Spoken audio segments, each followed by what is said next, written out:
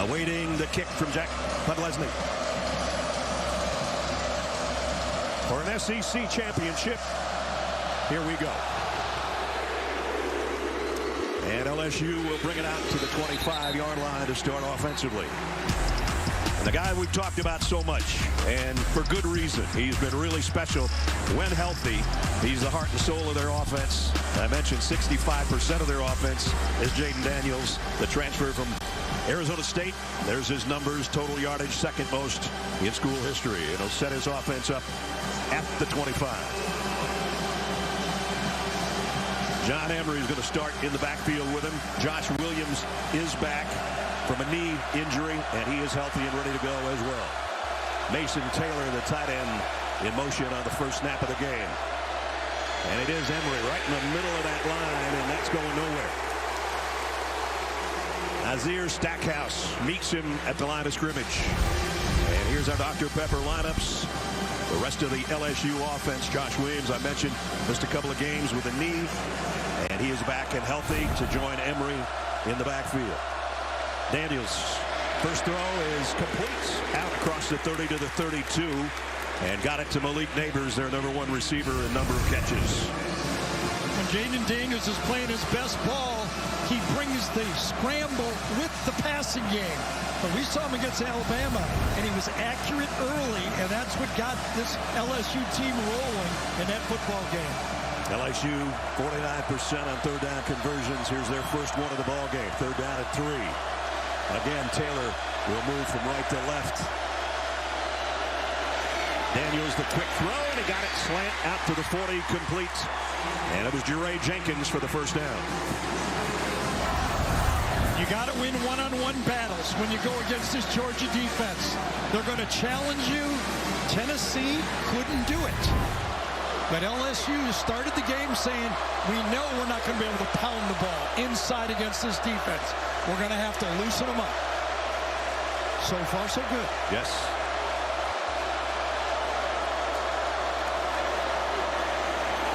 Daniels on the scramble, got to the outside. His wheels look pretty good there. Brought down after a pickup of 5 as we check the defense for Georgia. Freshman that has been everything advertised. Malachi Starks in that back end, a freshman playing in an SEC championship game. He's had a really good year. Jalen Carter comes out of the Georgia lineup. Second down and 5 for the Tigers, and Josh Williams in the backfield now.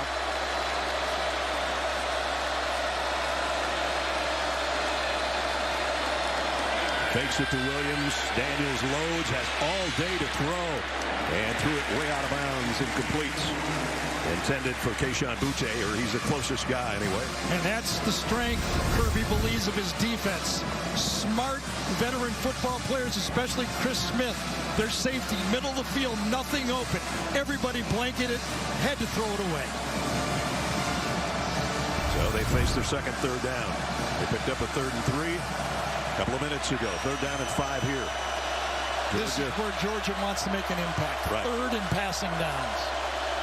As you saw, one of the best in the country preventing 3rd down conversions. Daniels over the middle, low, incomplete. Intended for Boutte.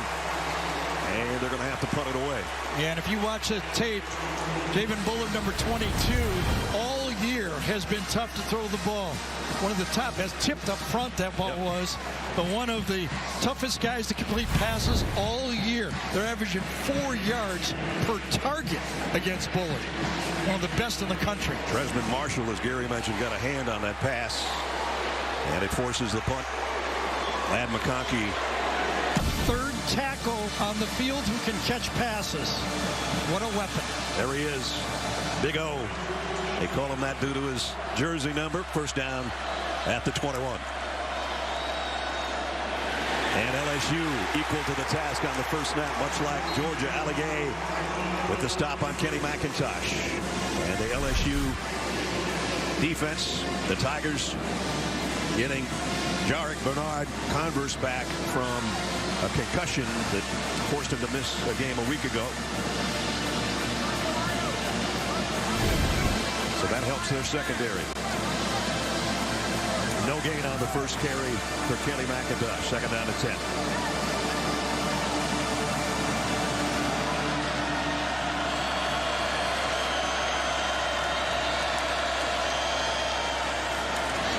This time he's got a little bit of room, but, well, still going. Got it out for about 6. So that's really the challenge for LSU. Brian Kelly, when he came into this league, says what everybody else says. It's a line of scrimmage league. Yep. And last week, the line of scrimmage was dominated by Texas A&M. He looked right at his team and said, if you don't stop them up front, they're just going to roll us. How much you got in the tank? Because you got to stop the run game first. Third down and 4. Georgia 51%. Third down conversions on the year.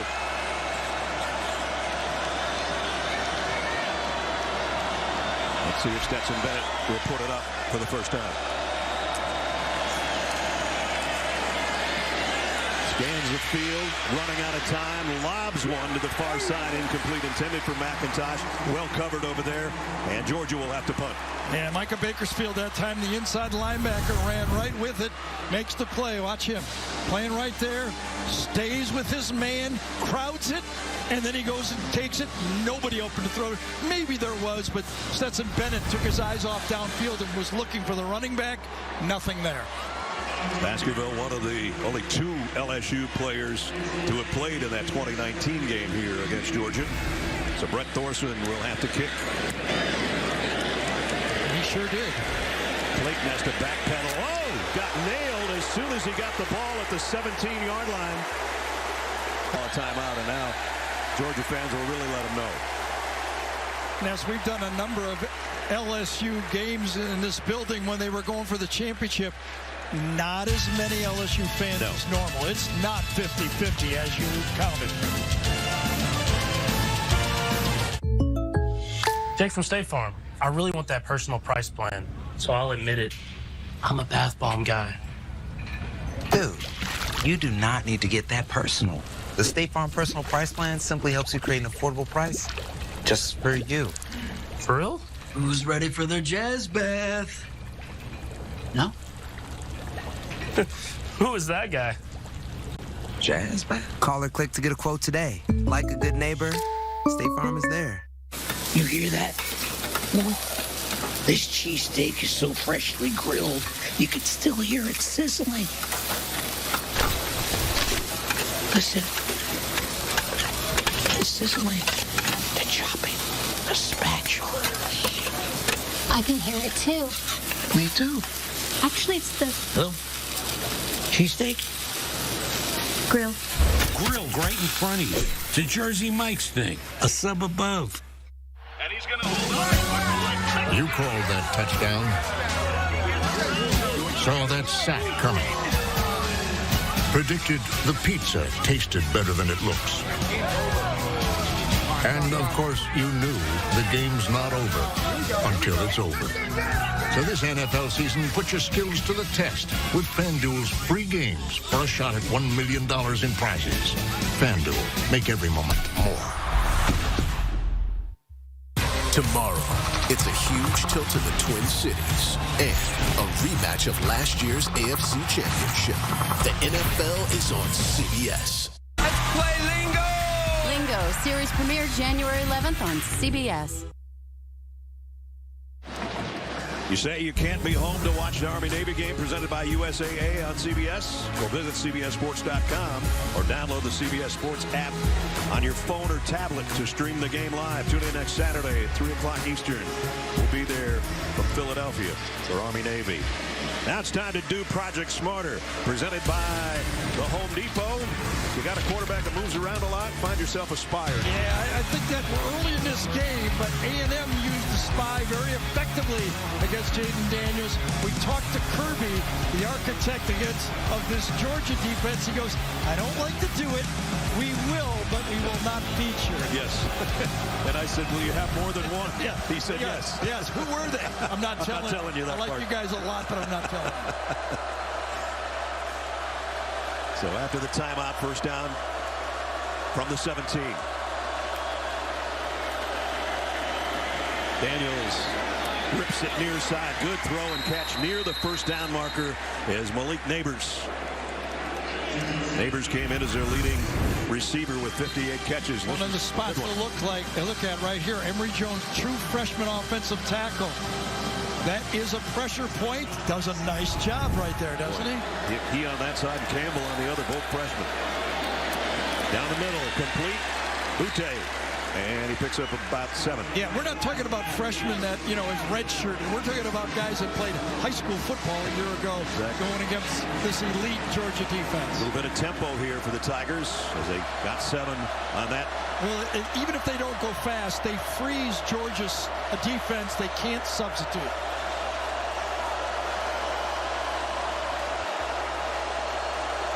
Second down and 3. Emory weaves his way for a first down. Tough run, good second effort as we check in with Jenny. Yeah, after suffering that ankle injury against Texas A&M last week, Daniels, I spoke with him, and he was in a walking boot on Sunday through Tuesday. He was able to start practicing on Wednesday, but his main focus was getting that proper treatment. So he was doing aquatherapy, getting massages, rotating between ice and heat treatments. On Thursday, he told me he was around 70%. Brian Kelly said about 90% today.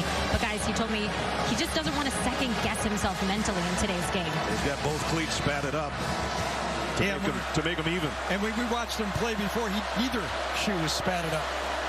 You're right, disguise. First down from the 37, running out of time. He got away from the Georgia rush and actually got about 3 yards out of it. So Jaden Daniels has been sacked 40 times this year. He holds onto the ball and he makes a lot of plays by holding onto the ball. But then when it doesn't look good, this is when he's dangerous.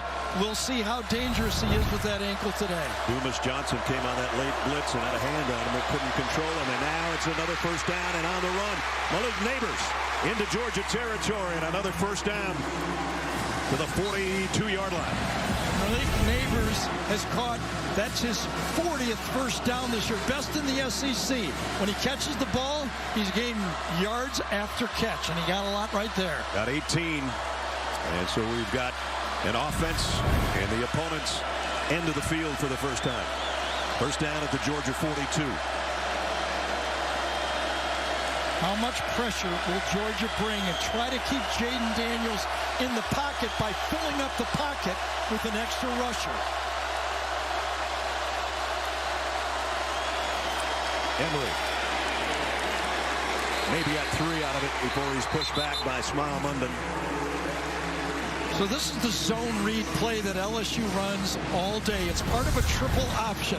The first option is to run it right here to this guy, but Miles Taylor comes across. That's an option. Later, you'll see Jaden Daniels keep it and dump it, almost pitch it to Miles Taylor for that play. Josh Williams checks into the backfield now as he and John Emery trade off spots from tailback position. 2nd and 7. Daniels down the middle and a rope. What a throw. First down to Lacey. What a throw. And rope is the key right here. This ball's on the way, and he can't even barely get his hands up. It's coming so fast. 16 more yards on that pass play. Daniels wants it all here to the corner. Incomplete. He had a free play, I think. I think he felt that Georgia was in the neutral zone, and he let it go for a touchdown. Smart play by Daniels. Offside on the defense, number 15. In the neutral zone at the snap. 5-yard penalty, replay, first down. So defensive encroachment on Georgia. That was not the penalty at the end of the play. It's right there. It's right in front of him. He saw it. He anticipated the flag, and he was correct. Desmond Marshall just got a toe in the neutral zone. And great sign, though, for LSU early. Jaden Daniels is pitching it. They've worked it into the red zone already at the Georgia 18-yard line. 1st and 5. Daniels, that's a play that Gary just called a couple of minutes ago. They do it over and over again. They hurt Alabama with that play throughout the game. Not a lot of deep throws off it. Little short ones to keep you honest. It's really a triple option from shotgun football. Zone read, you read the inside linebacker, but look at that tackle. That's what Georgia's secondary does as well as anybody in the country. They wrap up and they tackle. Chris Smith did it right there. Remember, Mason Taylor was a guy that caught a similar pass from Daniels to win the Alabama game with a 2-point conversion. 2nd and 7. As they actually lost yardage on that play. Daniels, this time the pocket's collapsing and down he goes. Georgia got to him that time. Jalen Carter is the guy that collapsed the pocket. He's hurting already. That was the question. You're okay, you're okay, you're okay until you get tackled. And then that extra pressure, those big, strong defensive linemen, they wrap you up and they twist you. And what kind of torque was put on that ankle right here? Yes, landed right on it, didn't he, from behind? I think it was Wallflower. Yep. And he felt it. So you go from 80 back to 90, back to 70%. What's he now? We hope not, but we'll see. 3rd down and 9. They got to get down to the 13-yard line for a first down. Daniels looking down the middle, goes completed it. Inside the 10 to the 8, Brian Thomas, and again he threw a strike. Story so far. Remember, this team for LSU, 121 in the country in giving up sacks, but the 4-man rush for Georgia has only come through one time. He's had good time to throw the football. Whether you're limping or not, you can throw a strike, and he did right there. He's had completions of 18, 16, 15, now 1st and goal, and he's going to try to run with it. Georgia will bring him down after a gain of 2, but he got to the 5. Mike Denbrook, the offensive coordinator for LSU, might not have a monitor and see that he's limping right there, right? Or he's closing his eyes. We're going with our offense. Gene, that's all we got. We got to run these plays. 2nd and goal at the 5. Just remarkable. 2 true freshman tackles in this game. Blocking this defensive line for Georgia. Look at this. A trip set to the top of the screen and 2 wide receivers to the bottom. Daniels comes near side through the hands of Butte and Keely Ringo in coverage. Butte, we know what he's done in the past. Had those big days. He has not really broken out this much this year with the big one. Kick Taylor that time. They kept Mason Taylor in, and he could not handle Chaz Chambliss. There he is right here. Cannot handle the blitz from the outside. Just pushes him off. Gets him in there. Another, by the way, 3 true freshmen. They attack that side, going against Emory Jones and Taylor, and they get the sack. Damian Ramos will try a 32-yard field goal to try to put LSU on the board first. High snap. They got it down, and it's blocked. Georgia stuffs it.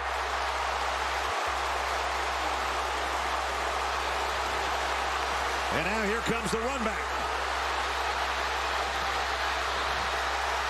If this stands, it's going to be about a 95-yard touchdown. It will stand. LSU is acting as if it was an extra point. The ball is alive. Chris Smith takes it coast to coast for Georgia. Watch how LSU reacts. Jalen Carter's a guy that's going to get it, I think. He had 2 blocks last year. No one covers. Motion, in motion. He looks. It's free. Why not pick it up? Gene Steratore. It's all good, right, Gene? It sure is, Brad, and a great and very alert play by Georgia. It's a scrimmage kick. It falls in the same category as a punt. Now, if it clearly comes to rest and no one is in the area, then the officials will blow it dead. Here, Smith does a great job. He waits for it just to almost become dead, realizes everybody else is slowing down, picks the football up, and look at the result. Great alert play by Georgia. What a smart play. It was in its final series of just rocking to a stop. And Smith grabbed it and went the distance. Looking at the official to see if he blew the whistle, though. The smart play. We talked about Chris Smith being the quarterback of the defense.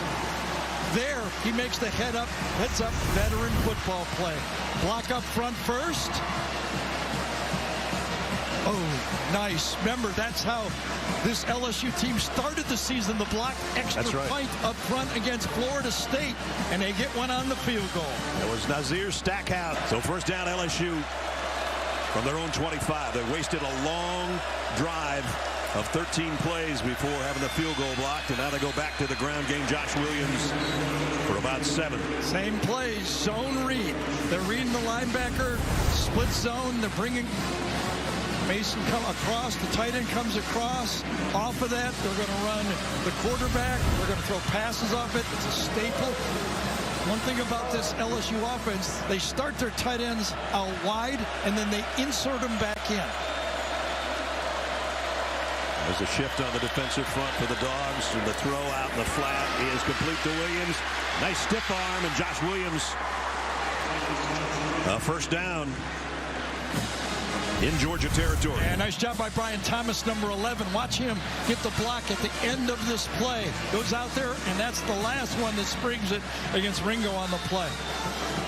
That was a one-man pattern. The receivers were all blocking, and they all did. Williams got to the 47, not into Georgia territory, but a first down and a pickup of 15. Now John Emery back in the backfield. Daniels wanting to throw again down the middle and complete to Booty. And he's still running, and he might be gone. Tayshaun Booty, touchdown LSU. 53 yards on the scoring strike.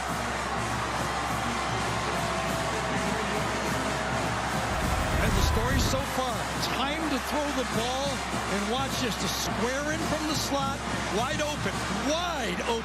And then usually the solid tackling of the Georgia defense. You don't get a lot of yaks, but that guy in the pass has produced yak yardage.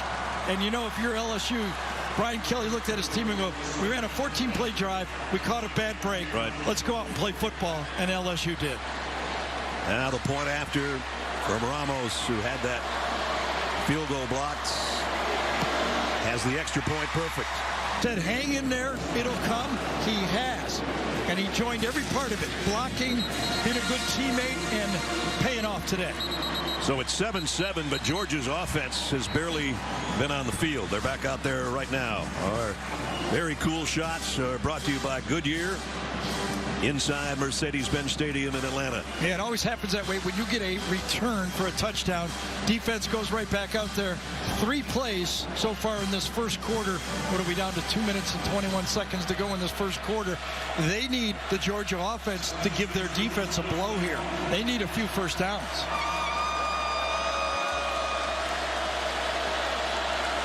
Brock Bowers.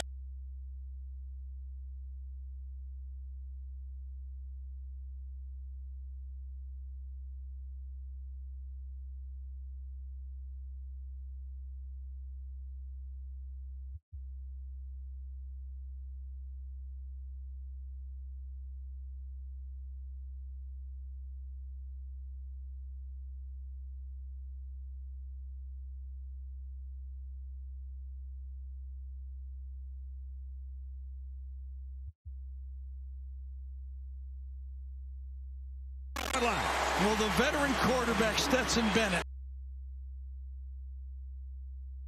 And remember, a year ago, he was dueling against Bryce Young. Lots of questions. Didn't win that game, but he got it rolling, and now he's the leader. I mean, he's the trigger man. Everybody on this team believes in him. Toss sweep. McIntosh got inside the 10, but there's a late flag. Yeah, one of those passing toss sweeps, though, correct? I mean, that was shotgun, get it out there fast, and it ends up being exactly that. Let's see if it's on Darnell Washington for holding. He's the one that seems upset. Personal foul. Illegal block below the waist on the defense. Number 5. Penalty is half position to the goal. Yeah. Automatic first down. That's why Darnell Washington's hurting right there. The big guy comes out, and number 5, Jay Ward, goes at his knees. You cannot do that anymore. You cannot block the blocker. Hey, he's 6'7", 260. Too bad. Take him on. You cannot go and go to his legs like that. You got to take him on high. Good call. And so that moves it half the distance. And Georgia's got first and goal at the 4.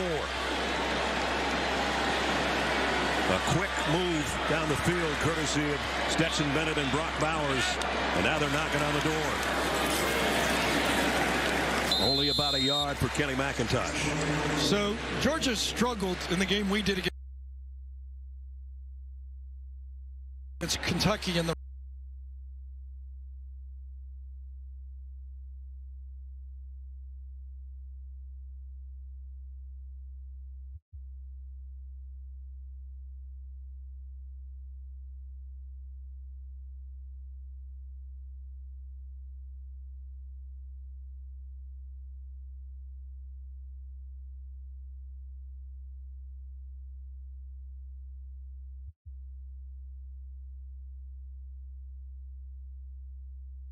#1 team in the country most of the year in the red zone, 97%, but 21 of those have ended up in field goals, and they want touchdowns. They're looking for their first offensive touchdown of the day. A little more diversity, try to get the quarterback involved. All right, both tight ends on the right-hand side, and so is McConkey. But Bennett's looking the other way. And slipping and going down is Adai Mitchell. Yep. Incomplete. Adane had been out with an injury, really played in the Oregon game and very little since. Yes, everybody's been waiting. Last week he warmed up, did not play. This week he warmed up. Oh, could not get out of his break. Comes in with the stutter, anticipates the throw from Stetson. Perfect spot, falls down. Almost took our camera out on that throw. 3rd and goal. Might be the final play right here in the quarter. Dejon Edwards in the backfield and gets in motion out of it. Bennett throws on the run. Bowers, touchdown, Georgia. 3 catches on the drive. The last one's in the end zone for number 19. Yes, I love the way they used Stetson Bennett when they were down here. They didn't be hard-headed about it. They used the quarterback. Mitchell falls down. They come right back to their other star. This time, a perfect throw on the run. Just a long handoff. Stetson Bennett's drive right there, wasn't it? Sure was. 75 yards. Most of it off his right arm, and most of it in the hands of that guy.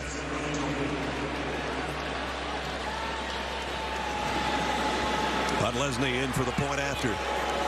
Out of a Stetson Bennett hold. And he's got it up and good. So it's been touchdown, touchdown, touchdown. And back and forth. And that Georgia defense is applauding as much as anyone. They needed a rest. They got a rest and 7 points. Let's talk about Brock Bowers from Stetson Bennett. I mentioned he had 3 on the drive. This one was bouncing off people. Yep, right over the umpire's head, but he led him to the open space.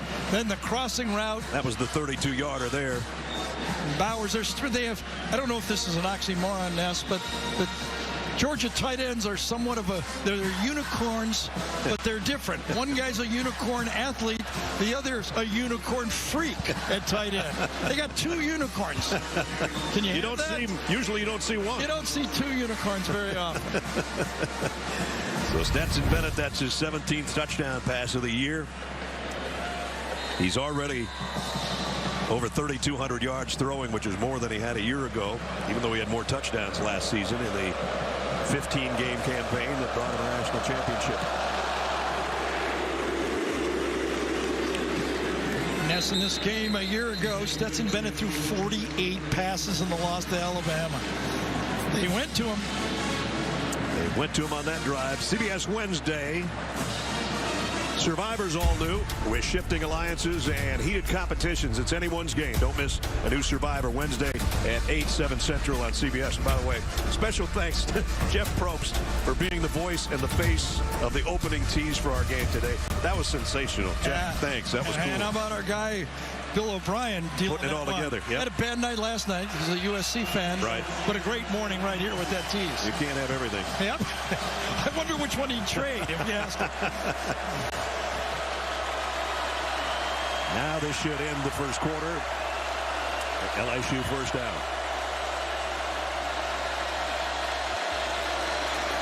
Emery going to be dropped for a loss. Great closing there by Michael Williams off the edge, and it'll bring the first quarter to a close. An exciting one. A 96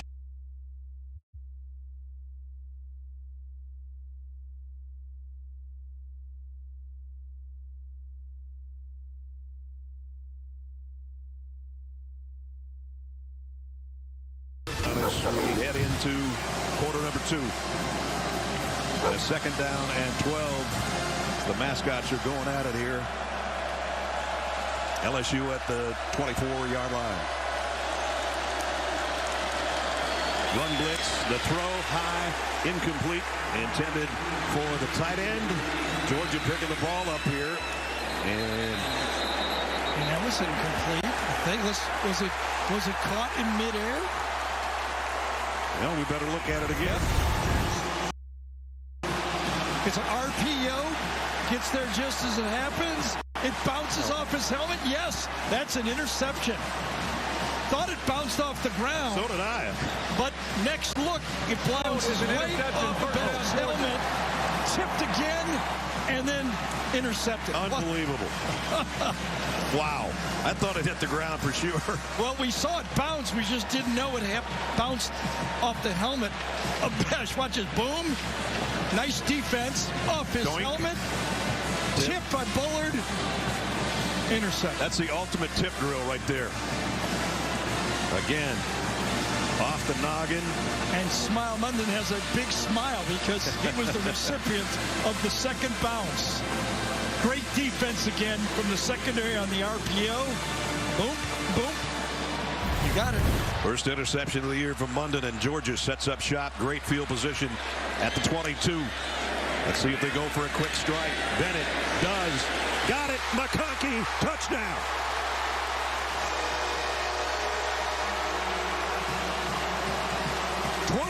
Yards. Stetson Bennett to land McConkey. And how about this design by Todd Monken, the offensive coordinator? Land McConkey's the best route runner on this Georgia football team. He puts him in motion, then asks him to run an inside route. Comes in motion, goes upfield, gets outside technique, bad technique. Man-to-man coverage, terrible technique. Gave him the inside. That was a gift, but the gift was delivered right on target by quarterback Benson. And he turns around and looks at the bench and goes, I can do this all day. The guy is cocky, isn't he? Yep. He should be. Stetson Bennett says, I can do this. The mailman with the delivery. First of all, it started with one of the weirder interceptions you're ever going to see in any game. Off the helmet, off the fingertips, into Smile Munden. And then, quick strike. Yeah, and this program was built with 5 stars, but a walk-on and a 3-star just put a touchdown on the board for Georgia. Nesson Gary, back up to you.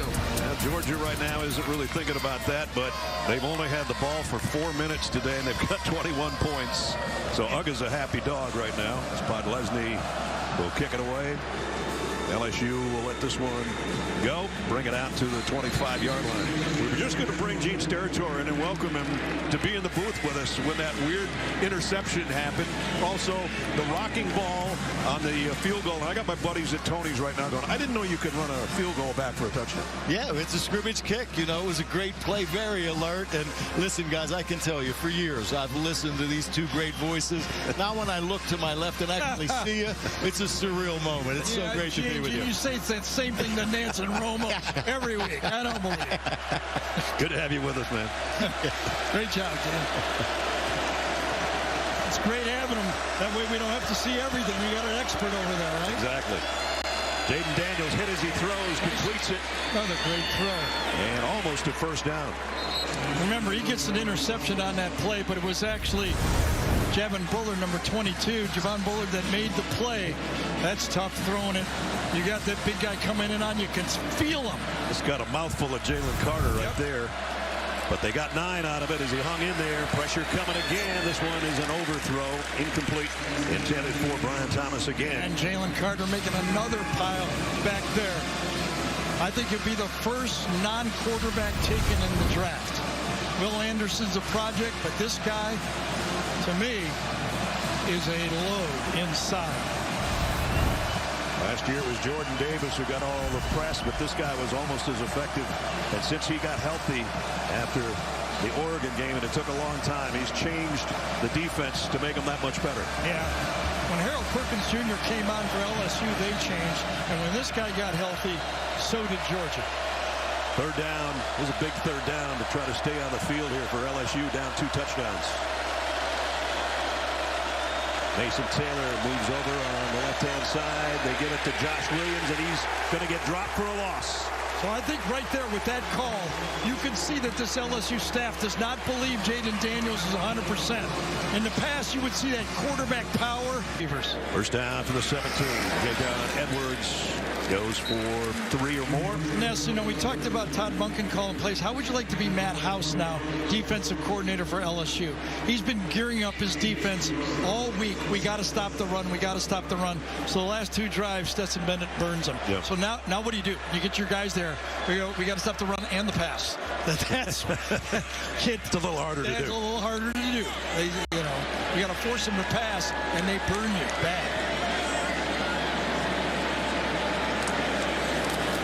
The toss to Edwards.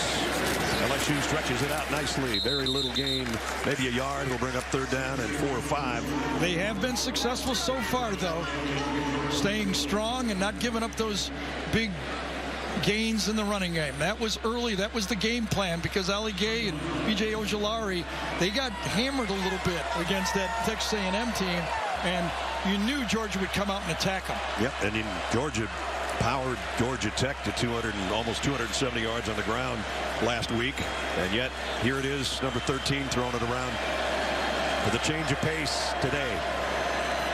3rd and 5. And this time they do run it for a first down, and Kendall Milton. There you go. You're thinking now this time pass. Watch LSU turn around.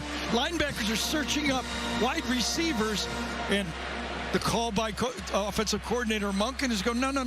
We're going to run it 3 straight times again. Keep them off balance, get the first down. Kendall Milton, Kenny McIntosh, Dejon Edwards. That's the trio of running backs for Georgia. Milton stays in there. Had a good game against Georgia Tech last week with 56 yards on the ground and a touchdown. Just got the Bulldogs a first down that time on the 29. Stetson Bennett, plenty of time. Deep middle, got it complete. And it's Rosalie Jack Saints. First down, Georgia. What a nice job by Jack Saint that time. He finds some open space, this area right here, and then he just kind of drifts. Where am I? Let me find more open space. And then, against the momentum, going to the outside, he reaches back and snatches it. Beautiful. Nice catch. And again, the quarterback is thrown into the open space. He's hoping his receiver and him will be on the same page. But if they're not, you got one of those guys to make the catch. Throwing his guys open right now. Yes, he is. Pickup of 17 more. First down at the 46. Milton busted outside. Kendall Milton. About 25 more on that one.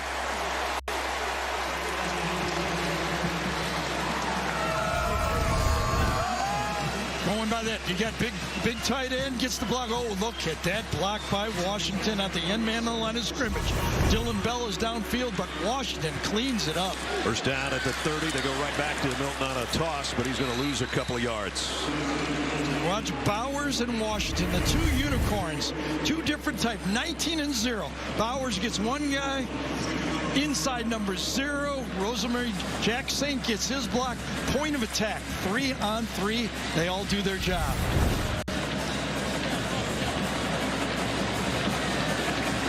Milton does his work. McIntosh comes in to give him a breather. They continue to rotate the tailbacks. 2nd down and 11. The LSU 31, Georgia up 2 touchdowns with 10 minutes to go in the 2nd quarter. I think this is Mitchell one-on-1 down here. Dangerous player. Then it goes left side to Bowers. And it's going to bring up 3rd down. Yep. And Mitchell was wide open on the play. Turned around and looked at the bench and go, I got it. I know I tripped one time, but I've got it. I'm coming off the interview. Watch the down here. Ball went the other way, but this is what Georgia's hoping for, is Mitchell to be healthy. Look at that route. As they enter the playoffs, they need number 5. He's the guy that can separate. And as we said, has not been healthy most of the year. Stetson Bennett, 9 of 11, 112 yards and 2 touchdowns. 3-man rush. Bennett thought about running. Now he will. And he's not going to get the first down. So the defense that time for Matt House was, let's drop back and keep our eyes on the quarterback. Greg Brooks brings him down. Athlete, watch. Just rush 3, drop, keep your eyes on the quarterback, and then when he scrambles, close ground. Space players. LSU has great athletes in space, and they make the stop. Jack Podlesny is 23 of 25 on the year. Hit a 50-yarder last week against Georgia Tech. And he'll try one from 43 out of a Stetson Bennett hole. Podlesny has hit his last 11 field goal tries. No, he tried to get back in. He tried to go to the right, then it hooked at the end, but not enough. Hits the upright. No good.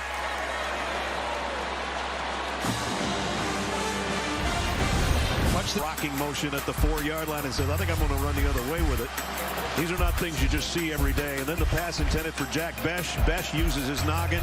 The interception leads to a touchdown for Georgia, and then hit upright from Podlesny on that last play. It's just some of the action here in the first half. Oh, wow. Almost got to that ball. He did, but he didn't catch it. So I was figuring they might go to the wide receivers on this drive. It's been all passing, not much running progress for this LSU team. The receivers are probably coming to the bench saying, we can get open, we can get open. The problem is, can that offensive line hold up?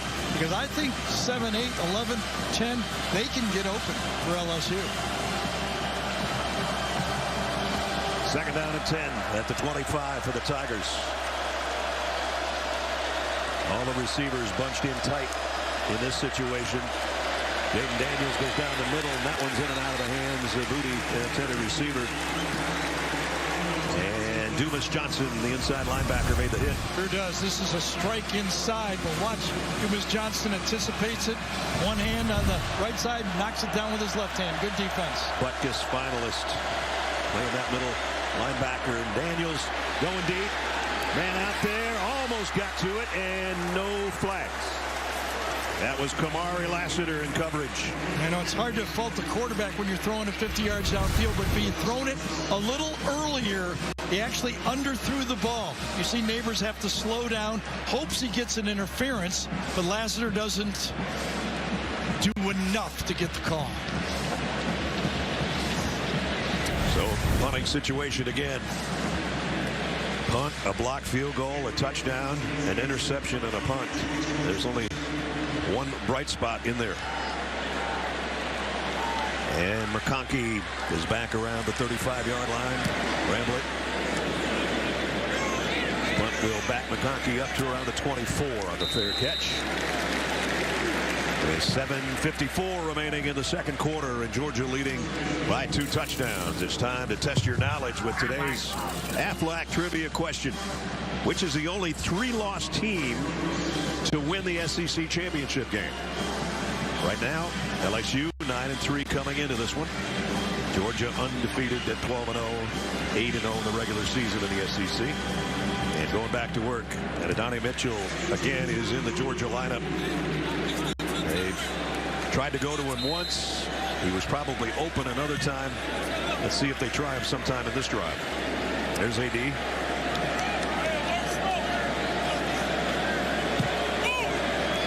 Dejon Edwards in the backfield with Stetson Bennett. Everybody moved except the center snapping the ball. False start. 59 on the offense. 5-yard penalty. First down. Keep going. Kirby says, let's play. Let's relax. You know, talking about Stetson Bennett again, you know, the last 2 games he threw for 140 and 116 yards, but the previous 14 games he threw for over 200. Yeah. So they got it when they won it. They kind of tucked it away against Kentucky. It was a low injury. Yeah. Makai Garner, Louisiana Lafayette transfer out of Mesquite, Texas, is a guy that tried to take on the Georgia lineman and paid the price. So he'll be able to come back in. Mentioned earlier in the broadcast, Georgia's won 30 of their last 31 games. Look at the group they've joined. Bad, huh? Man. Best one-loss stretches with at least a national championship. And Kirby and his crew hoping to do something last year's team couldn't do. That's win the SEC championship game. Right now, they got a 14-point lead. LSU thinking about a blitz from Baskerville. Now he backs out. I might have said earlier it was going to be third down. It's second down at 11. Baskerville does come on the blitz. Stetson Bennett fires a little too far in front of the intended receiver, Marcus Rosemy-Jacksaint, incomplete. So we just talked about Jay Ward playing out at the corner spot. He's kind of a hybrid, plays a little bit of the nickel back and everything else, but nice job on that one. Stetson Bennett was indicating somebody got hit in the face. Personal foul, roughing the passer on the defense, number 23. 15-yard penalty from the previous spot, automatic first down. I guess you know when you get hit in the face, right? That's for sure. When you said someone got hit in the face, it'd be me. Let's see if it is. Yep. It's a right cross from Baskerville. That's an easy call for the quarterback. And he still almost completed that pass, so he gets a first down out of it anyway, out to the 38-yard line. Midway point, second quarter. Georgia 21-7.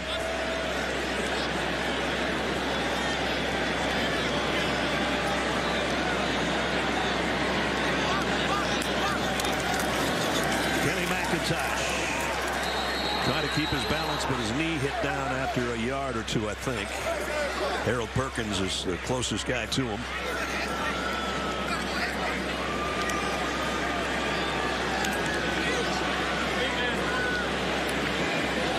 McIntosh comes out. How about this? Full substitution by Georgia, and LSU brings no one on the field. In a rebuild like Brian Kelly is doing this year, you wonder, is I got my best 11 out there already. That's right. Bowers moves into a slot on the right side. And Bennett going deep from McConkey, overshot him. Just enough of a pass rush that Stetson Bennett had to let that ball go before he wanted to. He feels the pass rush coming from his right side, and he says, I got to pick a spot, a little bit more air under it, and McConkey might have been able to find it. I think find it was a key word. He looked up there and didn't see it until it was past him. Yeah, and here you see like shots of the fans when you look. Yeah, exactly. Got that ring of the high-def TV. Third down and 8.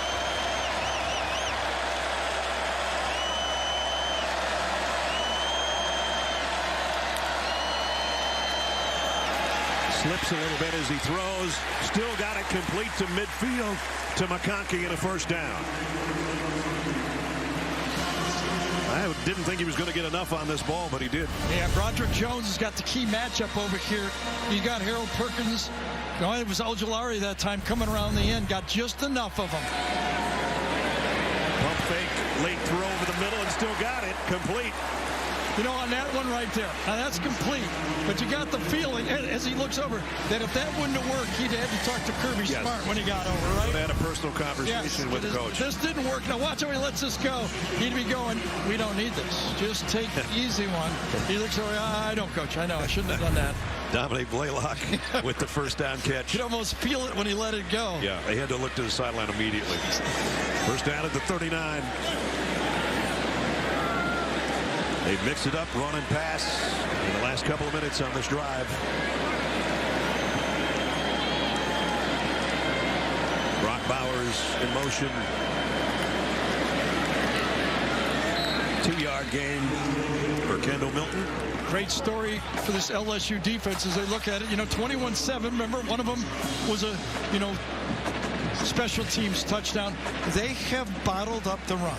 Okay, they're not losing the line of scrimmage. It's just been this passing by Stetson Bennett has been too much for them. But they got to hold on here. Remember, they won the toss and took the ball. Georgia's going to get it to start the second half. It's a key part of the game to stay in it if you're LSU. We've seen Georgia enough to know, or at least think, that they do whatever they need to do. If it's run, run. If it has to be through the air, they're doing pretty well at that too. That pass intended for Rosemy-Jacksaint, incomplete. Ward in the coverage. Yeah, Jay Ward again got physical with Rosemy-Jacksaint that play. Could not get loose. Good coverage. If you're playing bump and run, you got to win at the line of scrimmage. And Jay Ward did great coverage. Get the feeling those LSU DBs in the NFL, Patrick Peterson and those guys go, that's the way you do it. That's the way we do it when I was here. I mentioned only a couple of players played on that 2019 LSU team. Jay Ward was one of them. And Micah Baskerville was the other, both playing on the defense. 3rd down and 8.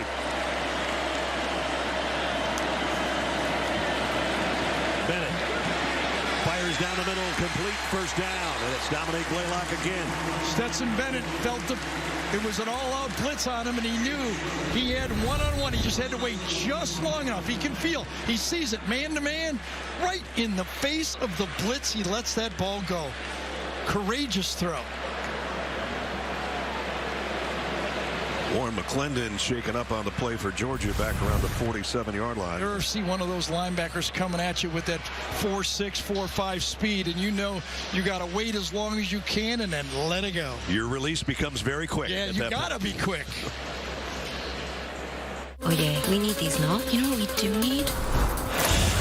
Help with everything. We absolutely needed these. Introducing Taco Bell's new 7-layer Nacho Fries. Hey, yo, check this ass for 48-hour protection. Press the button right there. Till the doors in, go on, yeah. Smell fresh is fresh, no matter what. So Warren McClendon limping off, veteran offensive tackle. McClendon, yep, from behind. I think it's one of his own guys. It is. Willock gets it. Watch the stuck by coming inside by Bakersfield on the play. Starts out over to the right side and then comes around, loops around. Stetson Bennett's going to throw left, and he gets him right about now. He sees him, and then he throws it and anticipate. Great play by the quarterback. With McClendon out, Amarius Mims comes in to take his spot. 1st down, Georgia at the 25. They'll flare it out. And McIntosh got about 4 out of it. Georgia's converted 2 3rd down and 8s on this drive. Courtesy of Stetson Bennett. Ward lost his hat, so he's going to have to be out of play. Yeah, this is the drive that Georgia wanted right here. You're up 21-7. You know, you start, it's about 3.5, almost a 4-minute drive. You bleed the clock here, put either a field goal or a touchdown on the board, and try to get to halftime with a big lead. And then, as you said, come out of the locker room getting it first to start the 3rd. No hurry at all. We move under 4 minutes. 2nd down and 7. McConkey in motion. Bennett going to go out to his safety valve. McConkey knew he was out there the whole time, and he actually picked up about 5 yards on that. So when you talk to defensive coordinators, they go, the underrated part about playing against Stetson Bennett is the guy's a veteran. He's been in this thing 6 years. He knew he had McConkey to the left side all the way, checked everybody out, dumped it off. And they come the other way to Bowers. Bowers made one guy miss, got the 1st down. And the drive continues. You feel for these defenses. You know, remember, this Georgia team can mash you with the running game. Now they're throwing tight ends, wide receivers, running backs. You got to defend the whole field, and all 5 eligible receivers get the ball. Back in the red zone at the 14-yard line. And the LSU fans pretty quiet right now. Brian Kelly has promised that his team would have fight in this game. They have, but it's hard to fight against 5 guys and 53 yards wide. The ball goes everywhere. Big Darnell Washington in motion. And that ball dropped by Dylan Bell. They had a wide receiver screen working out there. Brian Kelly in the SEC championship game in his first season in Baton Rouge.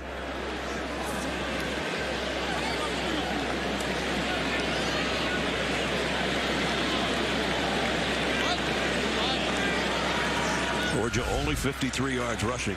Everybody thought this game would be played at a phone booth. It has not been, has it? Wide open.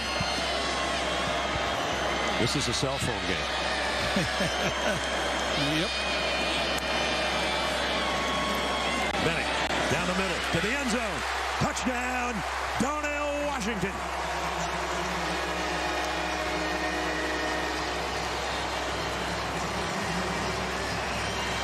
Daniels would like to, but Jalen Carter's got him again.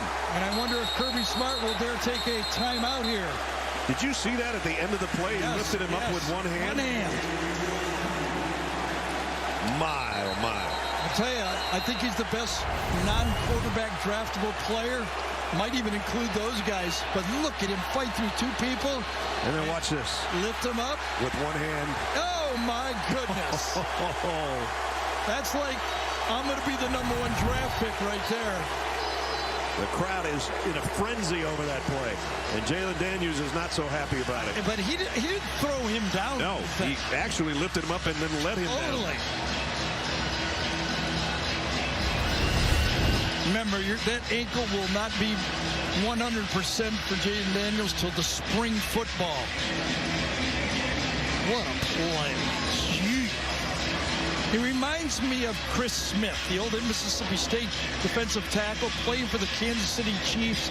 Just a man inside. You can shift him to the defensive end. And Chris Jones for the Kansas City Chiefs. Jalen Carter is that type of player. And Jalen Daniels is going into the medical tent, and Garrett Nussmeier will have to take over. There's his numbers on the year, and you heard Brian Kelly tell Jenny in the pregame, we've got two good quarterbacks. If something happens to Jalen, we're going to try to run our offense just like we normally would. But this is a different situation against a different group of dogs that Garrett Nussmeier finds himself in. And a 3rd down and 16 doesn't help. Deep down the middle into some traffic, incompletes. And Chris Smith was almost coming up with an interception. Well, Brian Kelly said Garrett Nussmeier is a gunslinger. Comes in on 3rd and long and slings it. Yes, he does. Lucky he got away with it, though. Yeah. A foot higher, could have been intercepted. Kayshon Boutte was the closest LSU player. Yeah, and here's the problem. We had plenty of time for Georgia, right? They got 2 timeouts left, too, and 2 minutes to work with. Jay Bramlett to punt from his own 10. Ladd McConkey, fair catch, but great field position for Georgia around the 41, 42-yard line. And 1:58 to go. Thursday, it's a new episode of TV's big hit comedy, Ghosts. The show's critics call laugh out loud funny, delightful, and genuinely hilarious. See why the folks believe in ghosts. It's Thursday, right after Young Sheldon on CBS. Brad Nessler, Gary Danielson, Jenny Dell, Gene Steratore with you at Mercedes-Benz Stadium in Atlanta, where it's all #1 Georgia right now, and it could get worse for LSU if Stetson Bennett has anything to say about it. Yeah, Marius Mims is in at right tackle. Clendon did not come back in the game yet. There's the numbers, sensational first-half numbers. The guy who last year was the MVP of the playoff game and the national championship game looks like he's maybe heading to the MVP of the SEC title game. This is Kearis Jackson. Jackson, big gainer, shoved out of bounds on the far side. But it's a first down at the 39. Big one cleanup block at the line of scrimmage. And it's Bowers who hits it. Who else, right? Yep. And then 19 yards later, Kearis Jackson with a stiff arm to the face mask. And no penalty on that, so it's first down Georgia at the 39.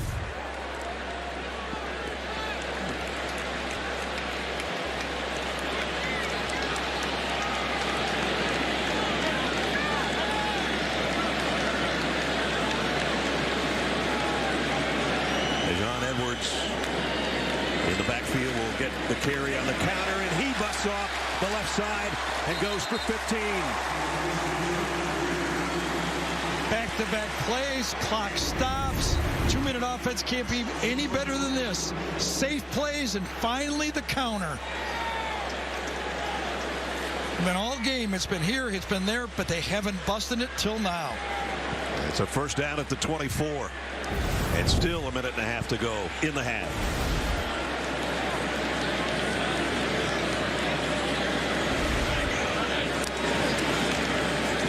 Quick throw. McConkey broke a tackle. Heading to the end zone. Got it down to about the 3. And took a big hit. And he is shaken up.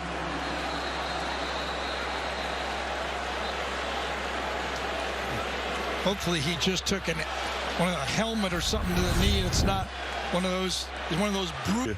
And there's the pileup, and there goes our camera. And McConkey is trying to walk it off by himself. That didn't work right there. Kearis Jackson said, let me help you. Yeah, and there's a reason he's got that sleeve on, so probably just tweaked it again, right, on that right leg. One of the toughest dudes his size you'll ever meet, and has Georgia first and goal.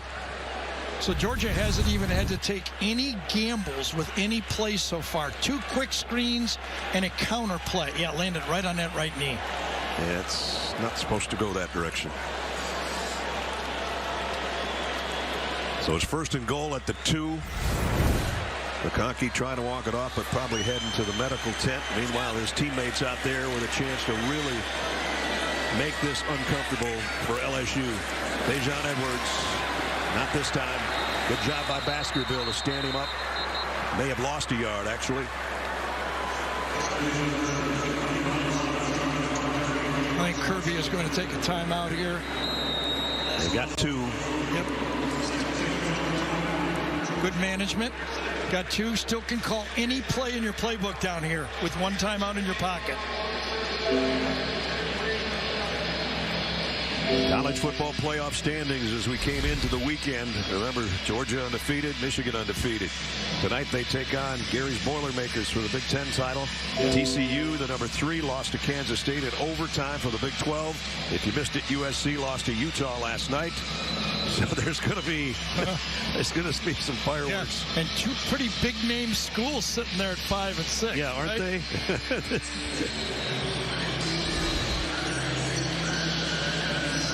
So Bennett has some final words with Kirby Smart before heading back out to a second and goal. This time at the 3.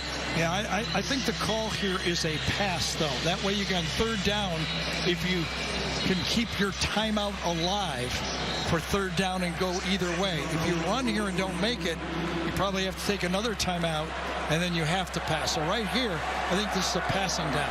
Gives you more flexibility on 3rd down if it's not good. Both tight ends, Bowers and Washington, on the right side.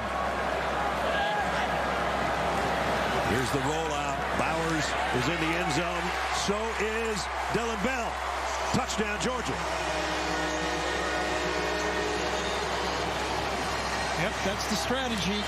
Give a little rollout. Your quarterback is athletic. Bowers was just as open. I think Bowers jumps in the end zone and go, come on, I can't get any open in this. But Stetson felt, well, Bowers goes here. Dylan Bell comes across. Both are wide open. Had him in the corner, takes him in the middle. Perfect decision by Stetson Bennett. What a half by Stetson Bennett, huh? Yep. What a half. Lesney's extra point is good. Georgia had 5 plays in that drive. 19 yards, 15 yards, 22 yards. They lost 1 on a run. And the 5th play capped a 58-yard march in 1:26. And Georgia's got 35 first-half points. Yeah, the way Stetson Bennett is playing, you won't have to look over to the bench anymore when he takes one of those chances, will he? Everything going just too good. He's in total charge. 4th touchdown pass of the half. And Georgia en route to being 13-0 and heading to the playoff. They still got a half to go, but they're going to get the ball to open the 3rd quarter, and they've got right now a 28-point lead. And remember, if they finish this off the way they should now, they started the season here.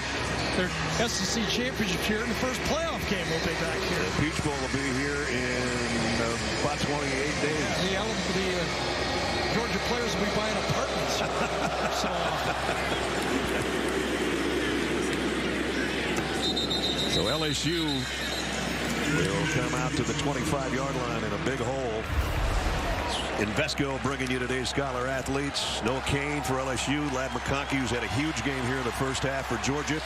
Invesco proud to support student athletes on and off the field with a donation of $1,000 to both LSU and Georgia's general scholarship funds. And Jaden Daniels has come out of the tent and onto the field. So Showing some guts on a wheel that was wobbly coming in. No doubt about that. We saw his toughness against Texas A&M. Turn on that tape if you want to see a tough football player. A quick throw, and got it out to Mason Taylor, the tight end. Pickup of 8, and he's limping badly, just coming back to the line of scrimmage.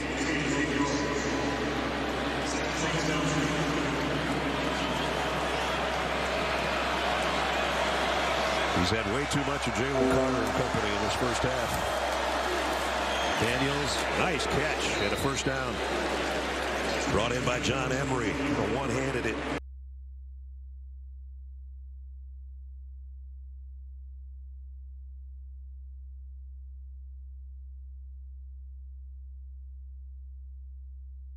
Jalen Carter and company in this first half. Daniels, nice catch and a first down. Brought in by John Emery. One-handed it. Yeah, right now, Georgia's conceding the short passes. They don't want to get beat deep. They're playing the clock right now. Smart. You don't want to play those short balls and have one thrown over your head. Short over the middle this time. And that's Booty, who picks up 9 more. 19 seconds. They've got 2 timeouts. LSU should take a timeout. And they do. Right now, Jaden Daniels was wishing he had one of those receiver radios in his helmet so he could talk to the coach without having to limp all the way over, right? Yeah, really. Boy, Emery's actually helping him over to the sideline. How about that? Boy. Had a good half. If he's just not been involved in a few of those pileups. Check in with Jenny. I wish I had more information because Jaden Daniels went straight into the injury tent and then he came straight out, grabbed his helmet and went onto the field. So yeah, right now, even when he's not hit, every throw is torquing that ankle. This was the play that Jalen Carter let him down easily. Yeah, he actually tweaked it before Carter lifted him.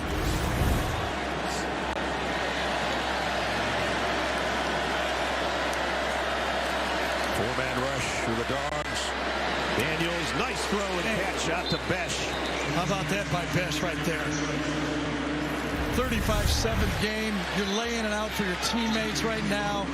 For the guys that played here before, you go catch that ball, you know you're going to get hit. And they spike it at the 35 to save some time and the timeout. So they got time for 2 more plays, probably. Besh is the guy that had the crazy play where the ball hit his helmet. Yeah, I mean, he's just feeling like, I got a bad ankle, it's sprained. I'm not going to injure it anymore. It's a sprained ankle, and I feel like I want to stay in this game. Throw the ball from the pocket. He's not going to scramble anymore, is he? Georgia 3-man rush, late blitz coming. Daniels delivers again. Timeout, LSU, get a field goal try. First down at the 23 to Booty. A lot of courage on that drive, wasn't there? No doubt. Led by their quarterback. Besh goes up and catches that ball in traffic when he knows he's going to take one. Puts a field goal on the board.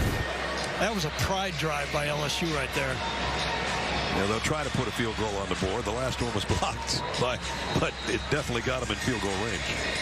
Oh, man, he actually got hit on the top of the head on that play, too. Could have been called. I think Bear Alexander, number 99, swatted him right across the head. Damian Ramos, who had one blocked earlier, and then it went 96 yards the other way by Chris Smith. We'll try one here from 42.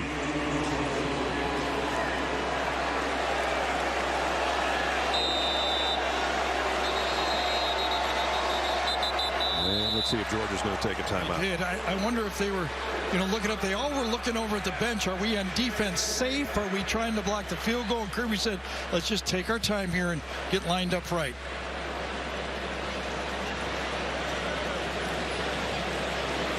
Jaden Daniels is going to get a head start to the locker room. Yeah, and then you wonder, as this game goes forward, how much more are we going to see of Jaden Daniels if this game gets any worse, right? Yeah.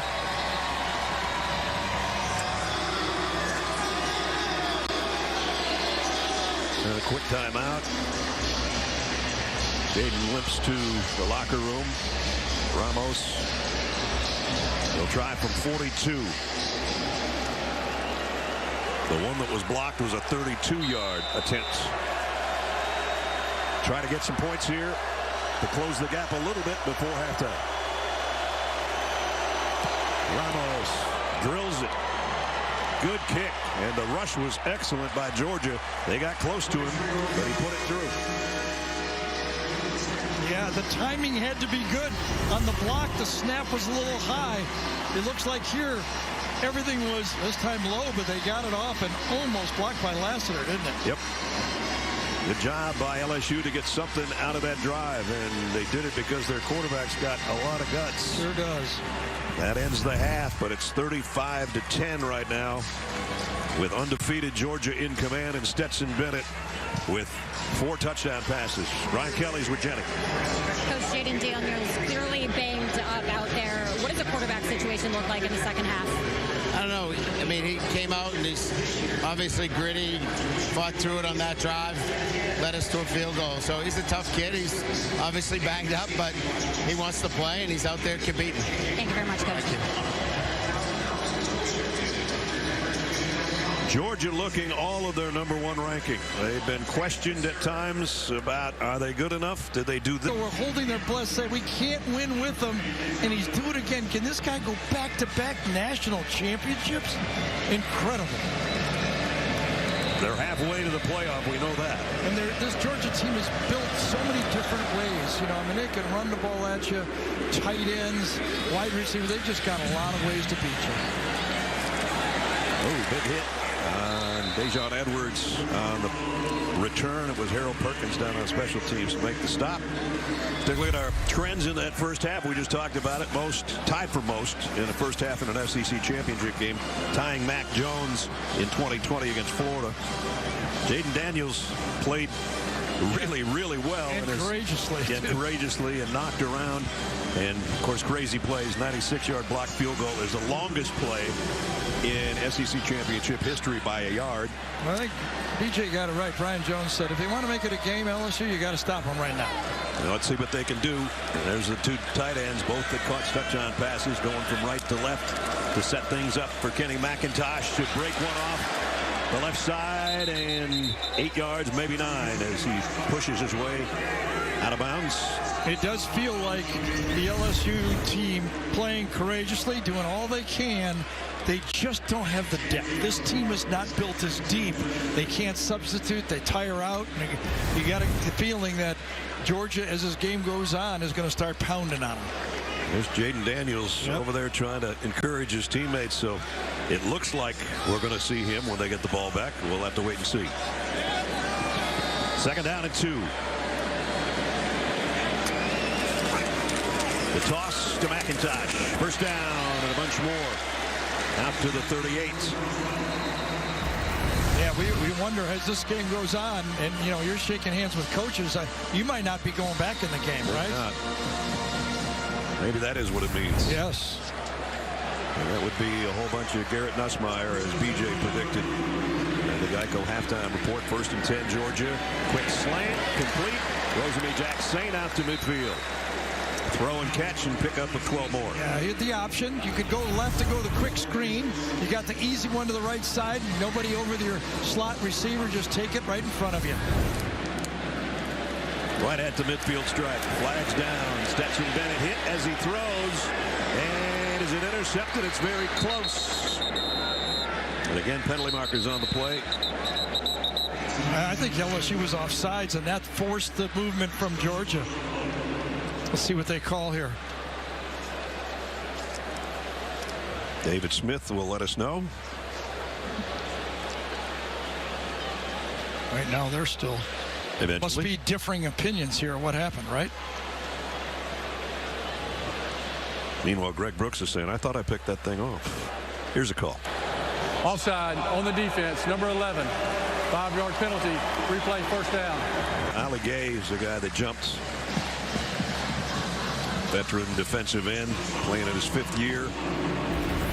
Yeah, I thought the movement first came Inside, yes, and that caused Washington to move with the inside movement. He was reacting to the movement by LSU. Good call. So it gives Georgia a free 5. And into LSU territory at the 45.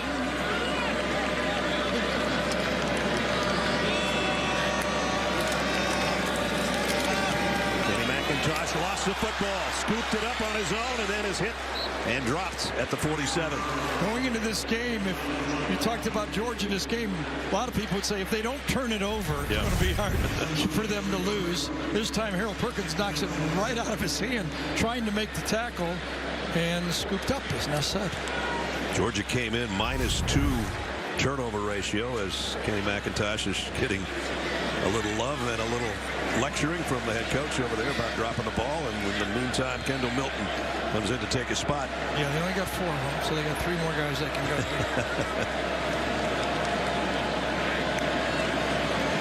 Here, they fake the end around. Bennett now will come back to the man that was coming into around, and that's Arian Smith, one of the fastest guys on the Georgia team. Nice open field tackle that time by Ryan, number 15, Sage Ryan. Open field tackle on a fast football player. Wanted to go deep, good coverage, nowhere to go with the ball, but the drop off. Watch his tackle. That's a big tackle. No doubt. One-on-one against a big-time athlete. Ryan gets him down. Wrapped him up and twisted him down. Another good-looking play from Georgia, though. Even didn't gain that much, but it did get him a first down.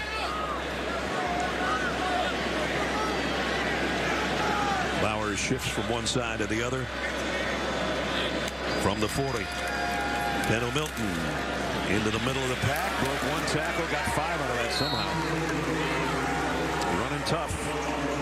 And actually his first start of the year was last week in the win over Georgia Tech. Had kind of a groin strain in the Auburn game, and that limited him at times. And then McIntosh kind of took over, and as Gary said, they just keep rotating guys in there now.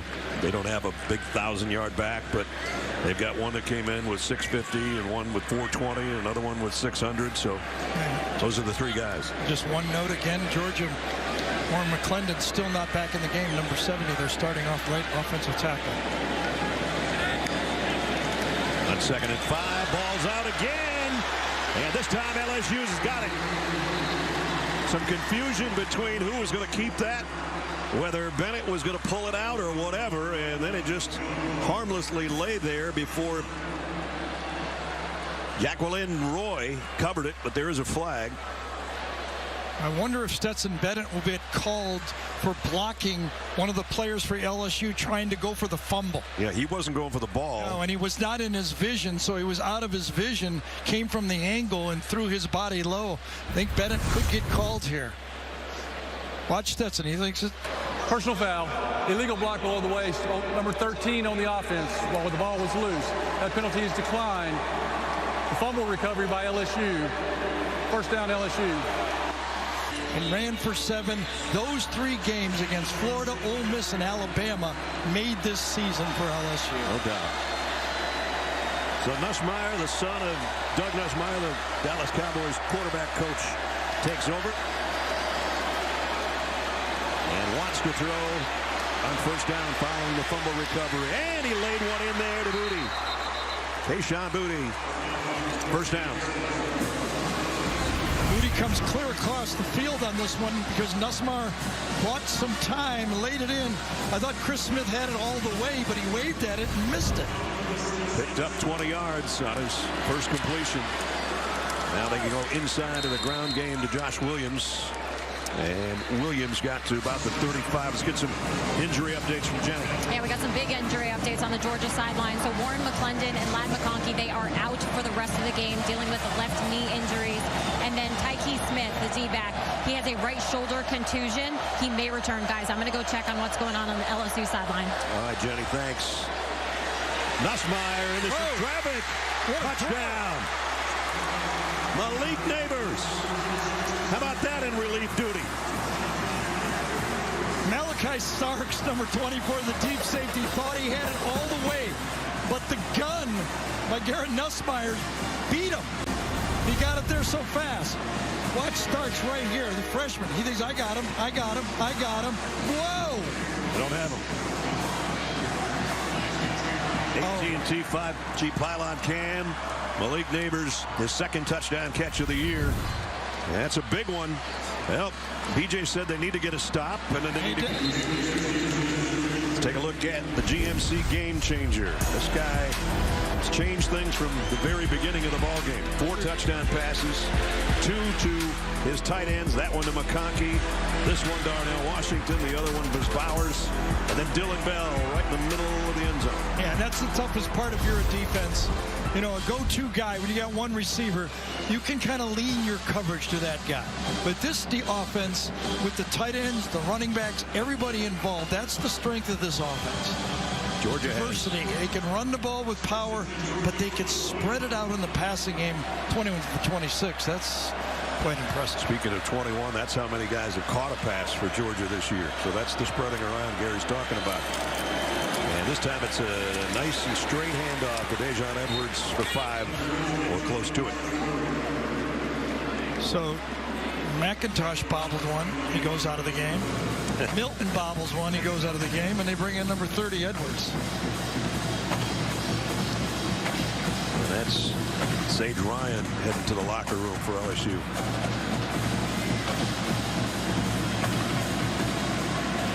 Yards per carry, 4.4 for Georgia, 0.4 for LSU. Everybody's had trouble running on Georgia. They're number 1 in the country against the rush. Edwards going to be brought down 2 yards shy of the first down, 3rd down and 2 upcoming. Another good defensive play for this LSU defense. Those plays have been busting for big plays for the counter for Georgia the last few games. But so far in this game, you know, reasonable stops. Quick throw, and that's a one-hopper, and Georgia's going to have to give it up. Yes, they are. Pulled the string on that one. Back-to-back self-inflicted wounds by this Georgia football team. Kirby Smart sort of saying, come on, come on, come on, let's go. Into the half, the aggressive drive, putting a field goal up. Then after the turnover, 10 points here on this LSU, and they get the ball back again. So Brett Thorson to punt. Gregory Clayton waiting back on the other end. Forcing Georgia to punt. Yep, Jalen Carter has been blowing up plays at the end of the first half, but so far here, second half, the throwing game has been making the plays for LSU. Nussmeier loads and is going to go long again. Man out there, got it! To the 15, Neighbors again. Double coverage this time. You just throw the ball deep, even though Georgia puts 2 players on the receiver. They got him inside out. They got him bracketed. Throw the ball up. Where is it? Where is it? Neighbors knows where it is. 49 yards later, first down in the red zone at the 14. Nussmeier again, the fade to the corner. Overshot his intended receiver. That was Brian Thomas. Garrett Nussmeier said, we're behind. I'm just letting it go. And he did.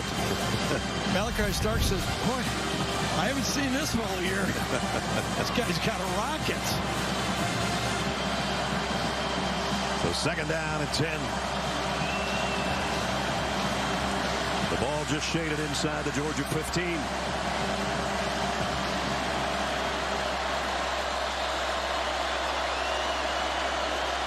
Butte goes over, settles in the slot to the left side. 4 receivers for Nussmeier. Williams in motion out of the backfield. And this one's batted down. Just think about this LSU team this year that's been in so much transition. Even at quarterback, as Jaden Daniels came in as a transfer. Remember, Max Johnson was a year ago the quarterback. Right. Miles Brennan was one of the guys they had in mind. Nussmeier, Daniels. There was 4 different guys that might have been the quarterback for this team this year. Jalen Carter was shaking his hand. I think he's the guy that knocked that pass down, and I think it hurt a little bit. If anything on him ever hurts, well, it has this year. Yeah. His ankle. Third down and 10. He got close the last 2 plays, deflected the last one. There he is. Nussmeier throws back across his body, completes it to Taylor. Taylor might have a first down. Spinning his his way inside the 5. Mason Taylor, the big catch to win the game against Alabama on the 2-point play, and this time spins very close 4th down play.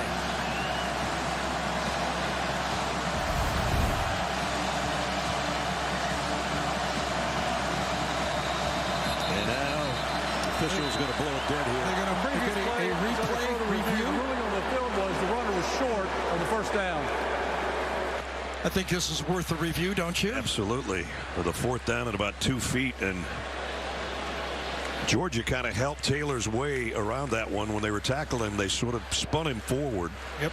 I mean, Taylor kept his balance, figured out which way to go, north and south on the play. Catches it over the middle, and then just knows I got to spin and fall forward. He put his hand down to keep his balance without landing, and I think it's even closer than at least what they have it. And I think his left elbow was down. I think it was a good call. Gene, what do you think? Really, really tight. Taylor does a great job of keeping his legs off of the ground as well after he kind of posts with the offhand. It looks like a good spot to me. I haven't seen an angle where I can see we get a great look here of just posting with the right arm. Now watch how he straightens the legs out to not let them touch. And then, as Gary said, there's the elbow, where the ball is in relation to that. Looks to me like he had to get to the 5, guys, or to the 4. I'm sorry, into the 4, and it looks like that elbow might be about a ½ yard shy of that, based on the angles we've had so far. What an effort right here, though. Body control, the whole thing. Freshman tight end. He's going to be something. He already is really good. Yep. And remember, they don't have the running quarterback right now, but this is sneak territory, sneak push territory, don't you think? After further review, the ruling on the field stands. It'll be 4th down. So it's 4th down. It's not a full yard. Yep. This was a great effort to put the right palm down and then twist and keep his legs up. But right there, the elbow. And Georgia gets their defense back. His arm up with one arm, and that time with his left cross, he takes Emory Jones and plants him in the backfield. But Georgia just outside its own 5 after stopping that 4th and short for LSU. McIntosh into the middle of the pile, and that pile pushes out to the 10. So we were talking about Jalen Carter on the sack of Jaden Daniels. Watch this if you missed this in the first half. He's got him wrapped up. Okay, now they're going to blow the whistle, and he's just going to, okay, I got him with my left hand. That's just amazing. He's a man. He's a man.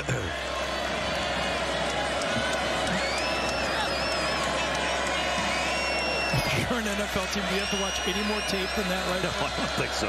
We're done. 2nd and 5.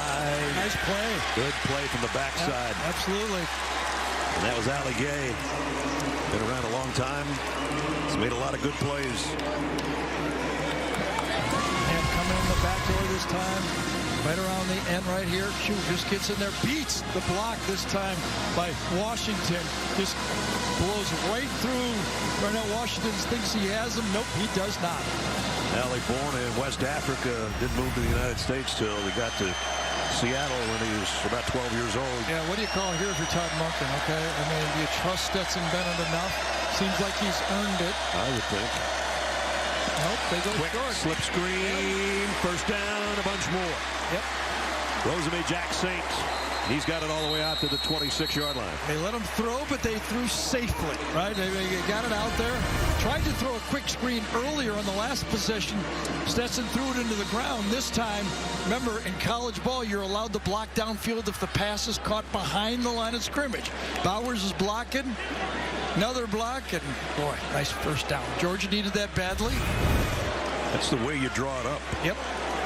Great blocking, pickup of 18, breathing room now to work from the 27 and maybe go back to the ground game at the 6-minute mark.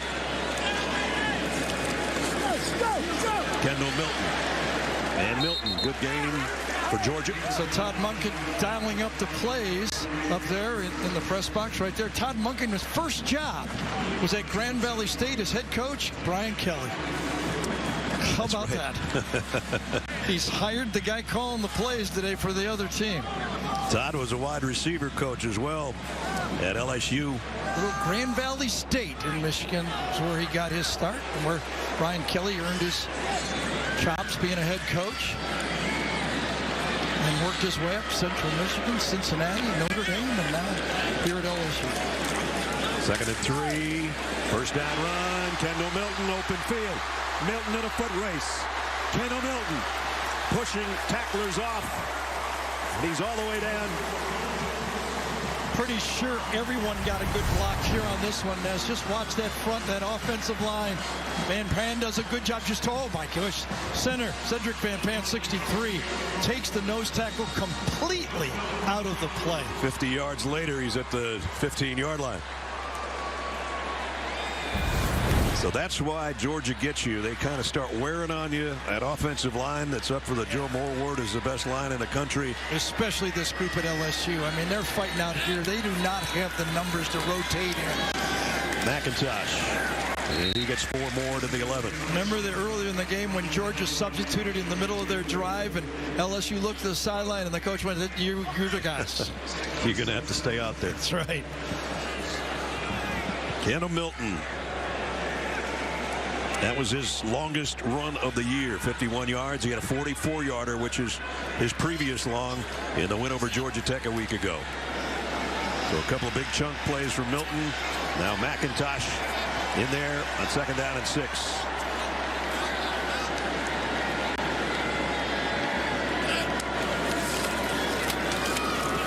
McIntosh takes tacklers with him. 1st and goal, Georgia. Now he's still going. Somewhere inside the 5, they're going to spot this thing.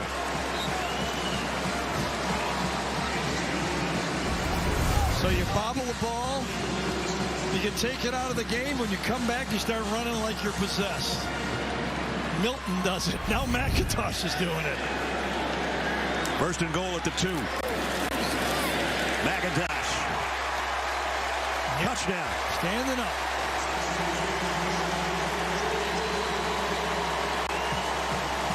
So the defense gets the 4th and inches stop. And then they come right back with a drive. 94 yards later. Just kind of power that football right down the field. 1 pass, 8-play drive, 1 short, quick screen to the outside on 3rd down. Talk postseason play on Inside College Football, 8 o'clock Eastern tonight. Well, Georgia came in 12-0, and they're closing in on 13-0. We still got 3.5 minutes to go in this 3rd quarter, but Kenny McIntosh just iced out a 95-yard drive with a 2-yard touchdown run. And I don't know where that kick was going, but in the wrong direction, and good starting field position for LSU. Free kick out of bounds. Number 96 on the kicking team. Ball will be placed at the 35-yard line. 1st down. Let's go down to Jenny. Yeah, well, no surprise here. Jaden Daniels is ruled out for the game. He's become a cheerleader on this LSU sideline. So it's Garrett Nussmeier's show the rest of the way. But, guys, I'm also told that the freshman, Walker Howard, he might get an opportunity in this game. He can still redshirt if he gets into this one since he's only played 1 other game this season. Freshman out of Lafayette, Louisiana is Walker Howard. But Garrett Nussmeier at the controls right now. He's looked pretty good. Came into it, couldn't get much tougher of a situation.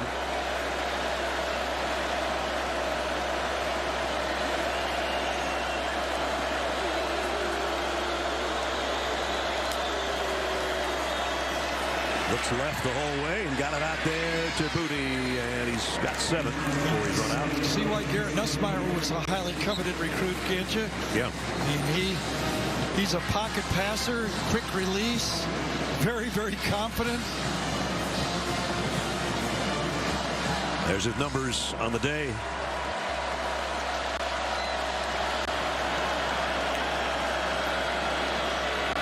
Josh Williams, nice run, the biggest one of the day for LSU. Foot race. Georgia will track him down, but not before he got to the 12-yard line. He gets up hobbling a little bit. Yeah, you're right. That's the first time it really popped. And by the way, no Jalen Carter on the field on this play. He's resting. A lot more things work when 88's not out there. 47-yard run for Williams. And back in the red zone. Remember, they got down here a few minutes ago. Georgia stopped them at around the 4. There is Jalen Carter getting a breather.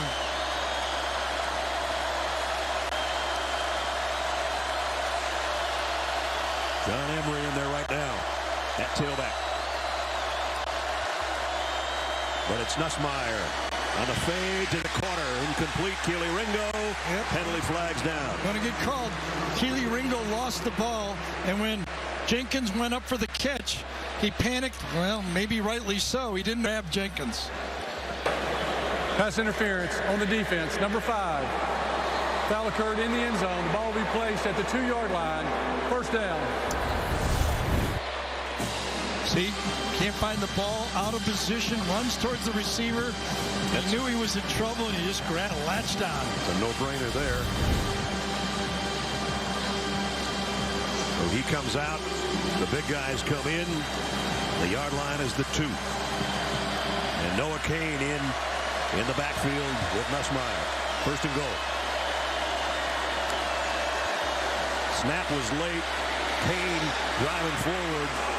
Didn't get there.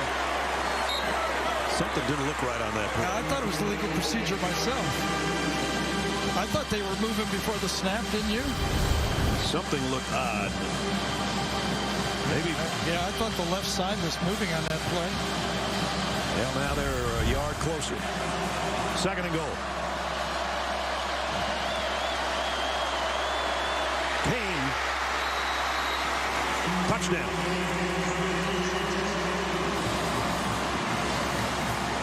Come on, LSU fans, you got to be proud of your football team here. Not quitting, that's for sure. Yeah, Brian Kelly promised a fight. He said, we'll give whatever we got in this football game. He didn't promise a win. He promised a fight. Looks like he's going to want to go for 2. That would make it a 17-point game. Makes sense. So 65-yard drive in just 4 plays. They're 1 for 3 on the 2-point conversion attempts. It was a big one. The one that they got, that was the one that won it over Alabama. So here they are trying for the 4th time. Late receiver to the group. Yeah, and I think LSU now will have to take a timeout because the back judge will come up. The official will come up and stop and allow Georgia to substitute, and the 40-second play clock would have run out.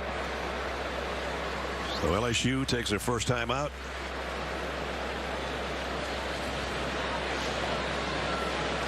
Brian Kelly in his first year in the Bayou making the championship game. Here's the other guys that did it in their first year.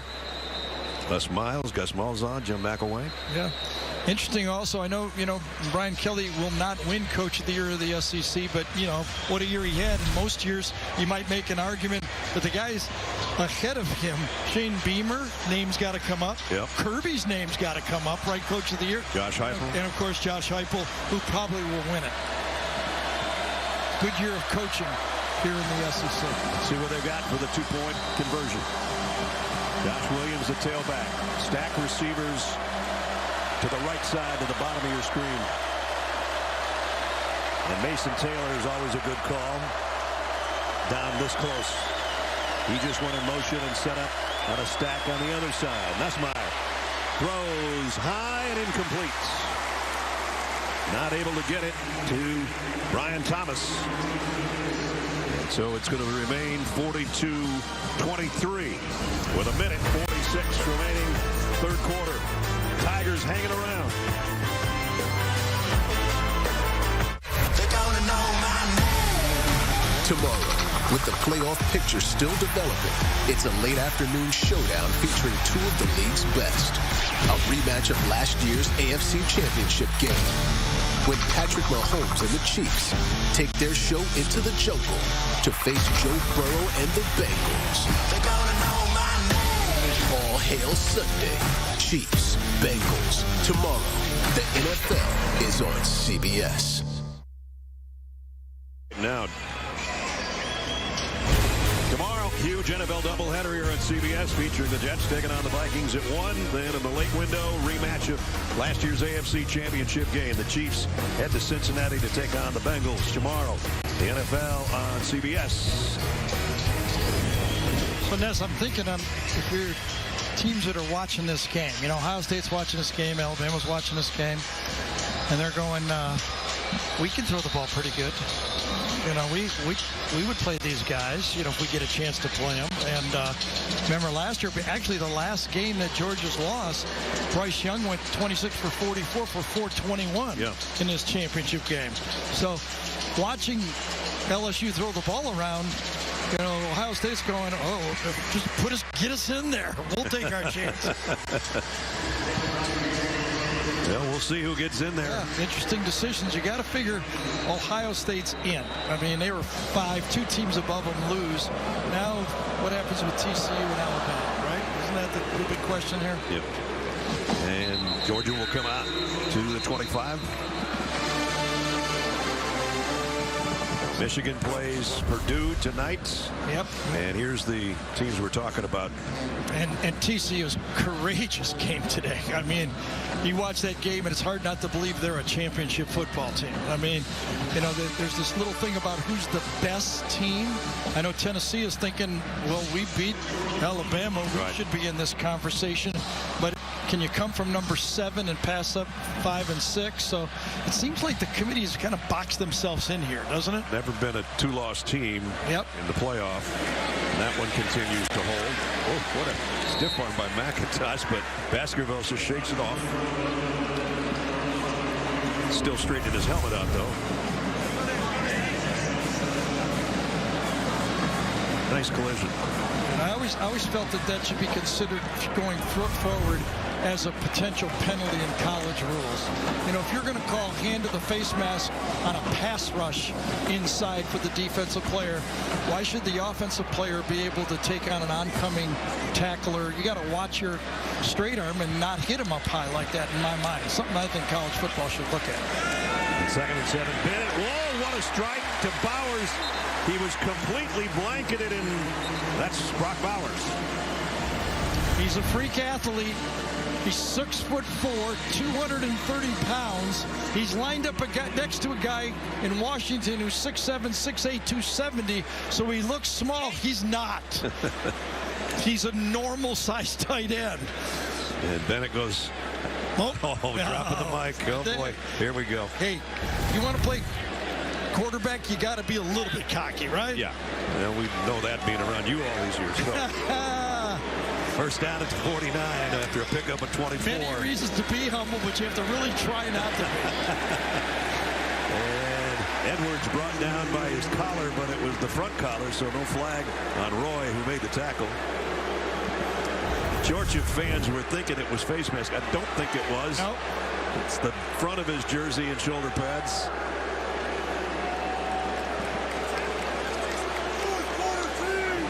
Right there. He would have grabbed anything he could find right there. Anything to get my hands on him. Right. Burns is the guy down. Major Burns, the safety. He struggled with it. It must be cramps. As you can see, they're giving him some liquid. You got to figure it's cramps in his leg. Yep, every time they hold that foot up like that, he's cramping. They're trying to release it, giving him some liquids, trying to get it to slow down a little bit, ease up.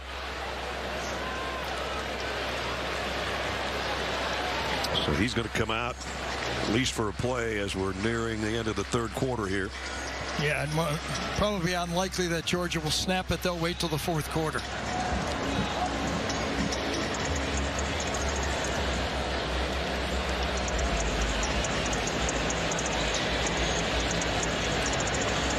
Kirby Smart in his 7th year. 5 of those seasons have produced 10 or more wins. Last year, of course, 14 and a national title for the first time in 41 years. It's Mike Bobo. And Georgia's got a 2nd down and 2 at the LSU 41 to open the quarter. Dejon Edwards, nice little juke move to the outside. Edwards on the way all the way down to the 15. This formation has been so good to Georgia today. They bring their 2 tight ends, they shift them, then they bring their wide receiver, Rosemy Jack Saint, in. They overload the right side of the line. They either toss it wide or they run the inside zone, and this time Edwards takes the inside zone and bounces it out. That's a lot of beef to that side of the field over there. 28-yard romp for Dejon Edwards to the 13-yard line. That's the value of Darnell Washington, number 0. And that puts Georgia over 200 yards on the ground tonight.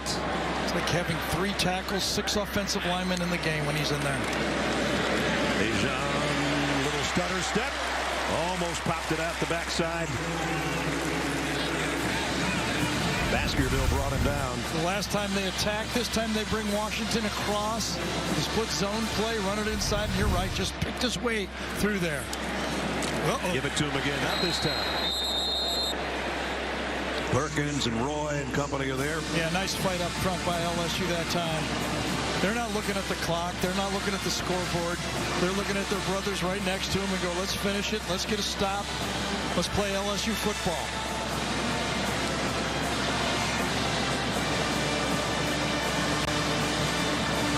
McIntosh comes back. Boy, they're breathing hard, though, aren't they? Yep. They just do not have the rotation up front. Got to give those guys credit. 99, 90, 95, 92. They don't have an 8-man rotation like Georgia does. They've got about a 5-man rotation. There's those 2 tight ends again shifting from left to right. That's the power side. It's Kenny McIntosh behind the blockers. Touchdown, Georgia.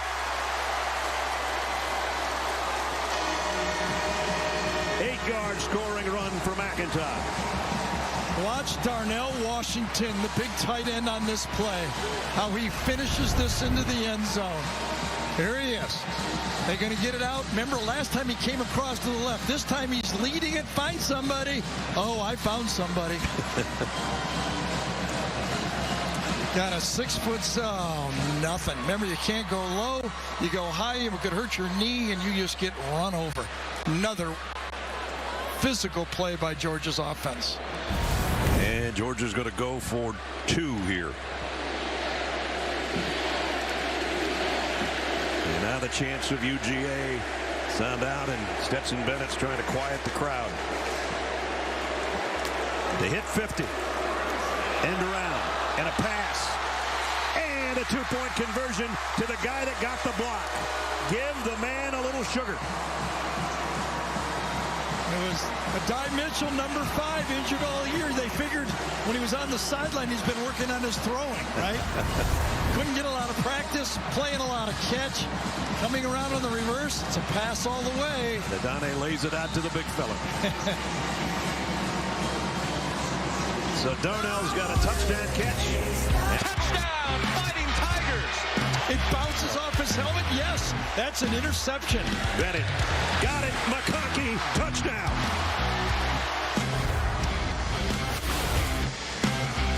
So Georgia's got 50 on the board. Stetson Bennett 4 touchdown passes. IHG Hotels and Resort game recap. Looks like that. The blocked field goal. Jaden Daniels injured, not playing in the second half. Garrett Nussmeier's looked pretty good in relief, but that guy, number 13, has been special again. This is the second highest scoring game for Georgia this year. They put 55 up against Vandy, but they saved kind of the best for last.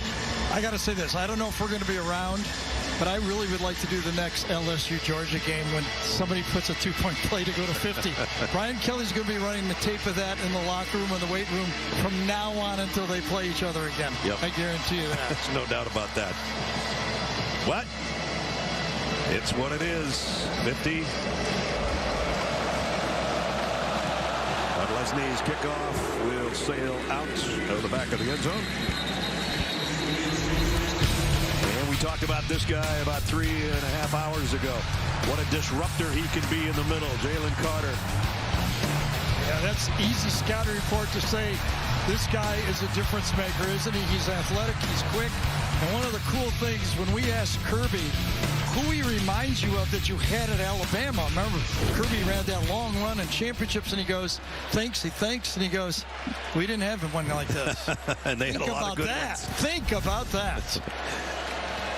Those statistics don't do justice to the havoc that he's created on that front for Georgia today.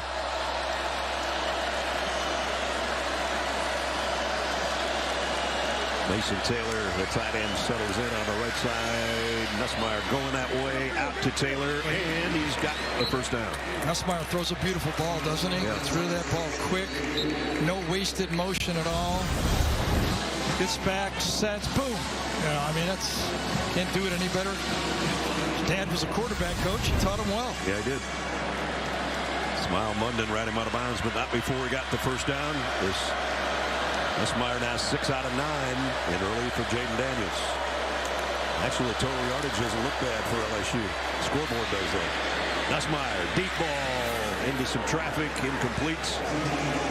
See, when you have an arm like that, when you can throw the ball 40 yards, the ball's no more than 20 feet in the air the whole time, you can attack any part of the field. The safeties can't get there fast enough.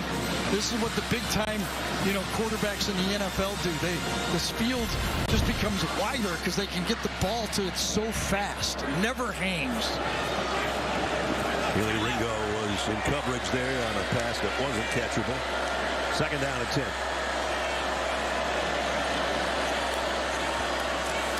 Extra rusher coming and throws complete out to Kyron Lacey. That's his first catch of the day. LSU used one of their timeouts earlier when they were trying to get the right personnel on the field without the play clock expiring. So they're down to 2, and they're down to 12 minutes to play with. Nussmeier double clutches, goes down the middle, got it complete, and it's Besh. And he's got it all the way to the Georgia 35. He's like one of these guys that, when you try to guard basketball and he can make off-balance jump shots in any direction, this is what Nussmeier does. Off-balance, puts his foot way to the left side, opens up completely, and then throws to the right. 23-yard pickup to the Dogs 35. Empty backfield. Nussmeier getting ready to throw it again. If Georgia gives him the time, and he got it out of there quickly again to Josh Williams. Short game. And Smile Munden made the tackle. Don't forget, coming up, before we're done, we'll have the play of the game presented by Jersey Mike Subs. Georgia changing up their defense here. Yep. Substitution by LSU, and they bring in 4 new pass rushers.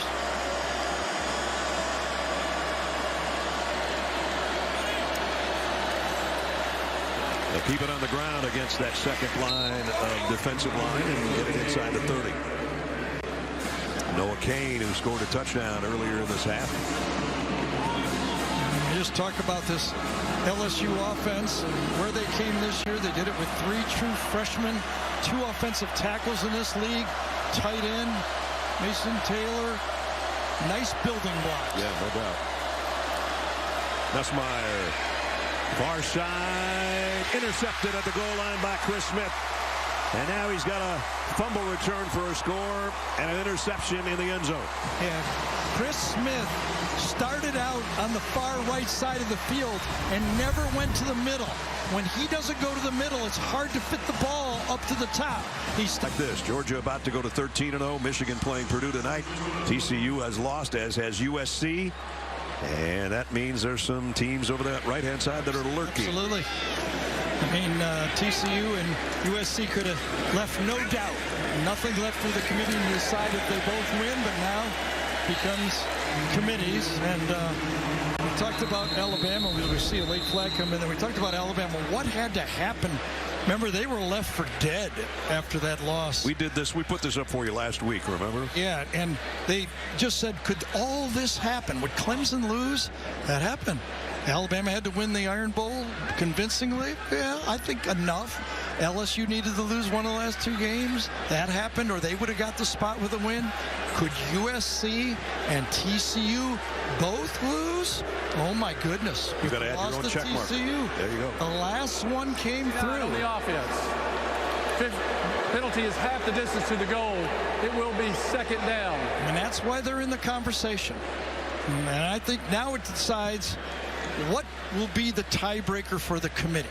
Will they go resume, or will they go that little word that has always popped up in this decision making? Okay, it happened in 2007, 2014. The little word best. That's what it's stuck that word in there. Okay. The best 4 teams. So how do you decide it? Who's the best 4 teams? Is it what you think talent? Who's going to win? The schedule? Does a 2-loss Alabama go over a courageous TCU team that had to play one team twice? A lot of decisions to be made, and it's really going to be whether the committee goes with best or resume. Here's Kendall Milton cutting it to the outside. That penalty was on Mims, by the way, the personal foul against Georgia, which backed it half the distance of the goal. And again, for me, if I had to weigh in, I think Ohio State is in. They were 5th. And then I got to decide, is the rules best or is it resume? Because it's 2 different teams if it's different angles.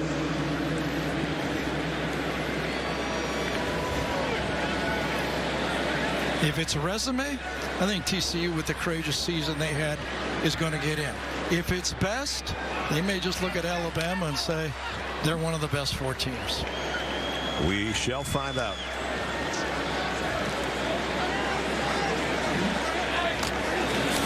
Second down, the toss is to Edwards.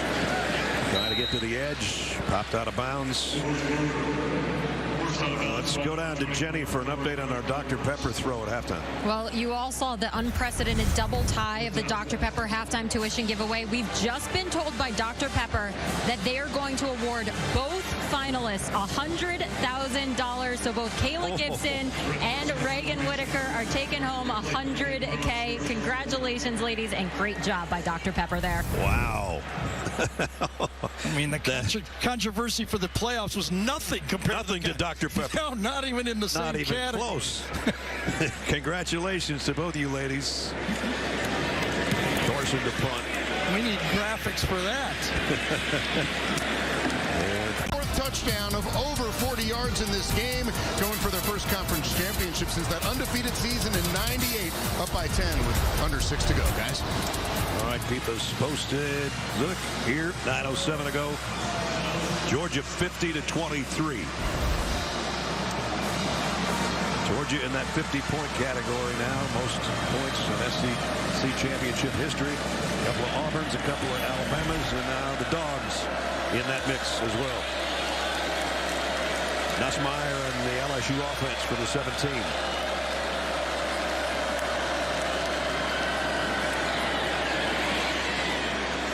And overshot. Mason Taylor is intended receiver.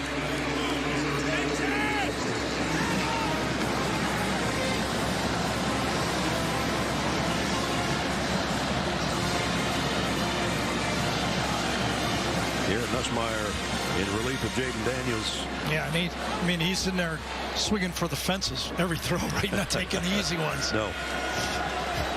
It's like...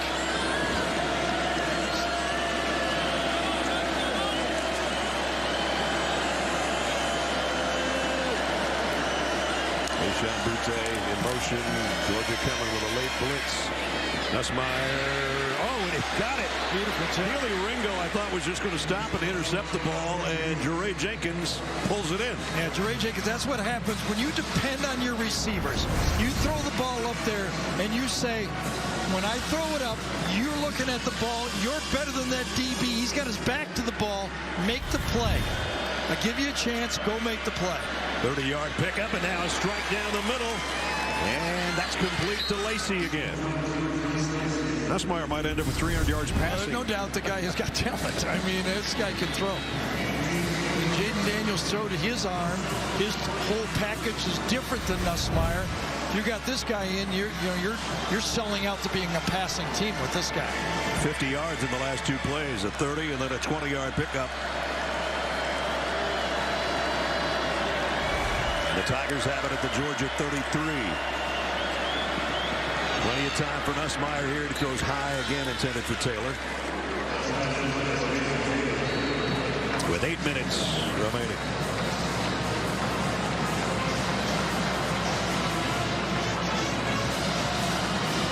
know Kirby Smart on that sideline is saying, I do not want this to get to 30 points or 31. A guy that's got a couple of shutouts this year and has given up 11.3 points a game, his defense, that is, which is tops in the country. And LSU's got 23 up there. So they're twice as much as they're used to giving up per game.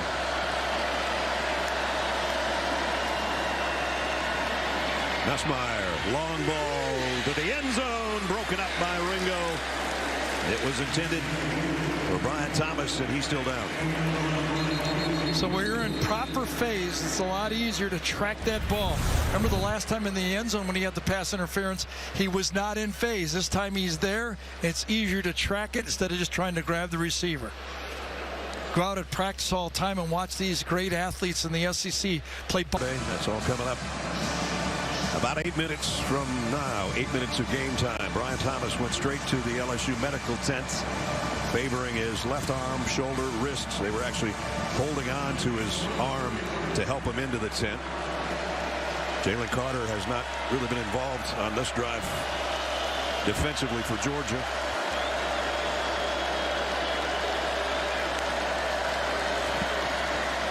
Nussmeier has to backpedal to throw and still completed it. And he's going to be a yard short of the first down, I think, maybe 2. And that's Malik Neighbors. I thought it bounced. Did it bounce or not? Yeah, it bounced. They're going to overturn that play.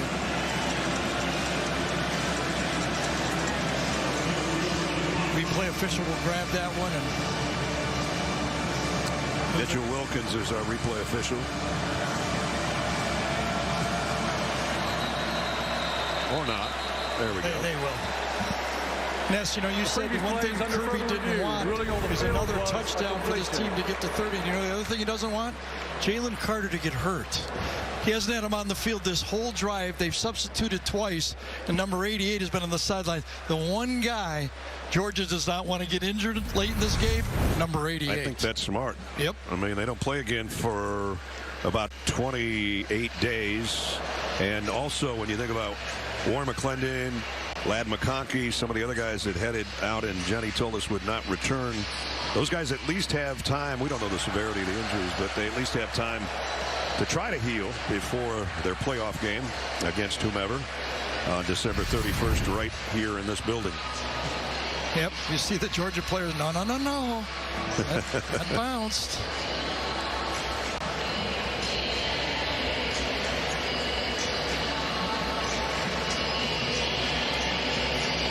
And there's McConkey with his pads off.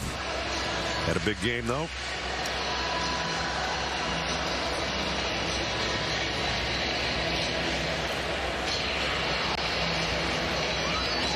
This one shouldn't take a long time, but seems to me it seems like it already has.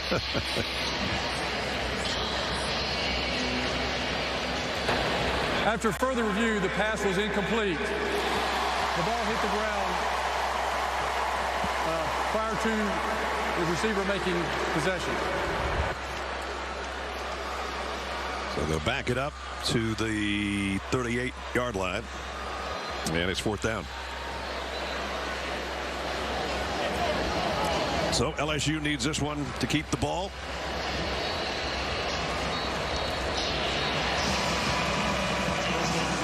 And they need to get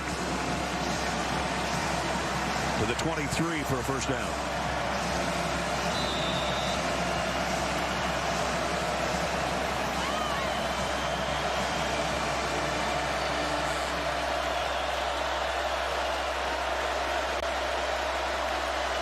Georgia, 4-man rush on Nussmeier.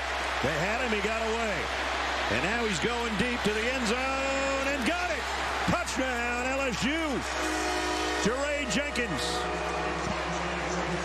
You know, I got to say, build number 9. If Joe Burrow's watching this game, he's going to go, that's a good move right there. I mean, to run away from that blitz because they had him in the backfield. Beal had him dead coming around the corner. Spin out a la Joe Burrow. Look deep and find the open receiver. It almost looks like Joe's Heisman moment in the game we did, right? Absolutely. When he went to Jefferson for the touchdown. How about that play? Similar. So to say that, that's a good play. Well, here comes the 30th point for LSU. And knowing cool Joe Burrow, not a lot impresses that guy. No. Right? What a relief duty game for Nussmeier. Somehow kept his balance. Then he's going to go back across his body to the middle of the end zone and finds Jeray Jenkins diving for the catch. Nussmeier 253 yards and 2 touchdowns on 12 completions. And that one caps an 83-yard drive in a little under 2 minutes. And it's 50-30.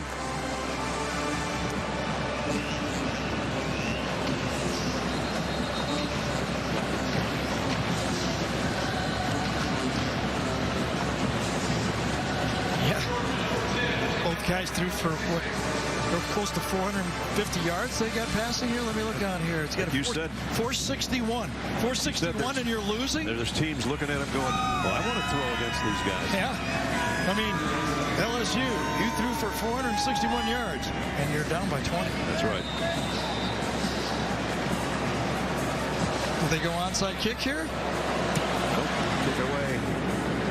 Georgia was thinking that same thing. They didn't have anybody back at the goal line. Kearis Jackson was the closest guy around the 15-yard line. So 7:12 remaining, and Georgia actually... That's who you got for the Heisman. It's gotten a little murky here, hasn't it? Well, I was pretty impressed with Caleb Williams before he got hurt last night. And he recognizes the outstanding college football player whose performance best exhibits the pursuit of excellence with integrity. Epitomizes great ability combined with diligence, perseverance, and hard work. Sounds like they're talking about that guy right there. Gaudy stats never hurt. No. How about back-to-back championships? Well, I know. I'm not arguing with you. Yeah, I mean, okay, he's got to be in the car. You got to think about it. When you vote, you got to go, all right, let me think about this, okay? I mean, there's been other... I don't know how far Stetson Bennett's going to go. I'm not giving him any limit, by the way. But there's been non-NFL quarterbacks that have won this before, right? I mean, winners. Well, if Georgia keeps rolling, if Georgia repeats as national champion, you can count on one hand the guys that have won 2 national titles at the quarterback positions. Steve Jones at Oklahoma.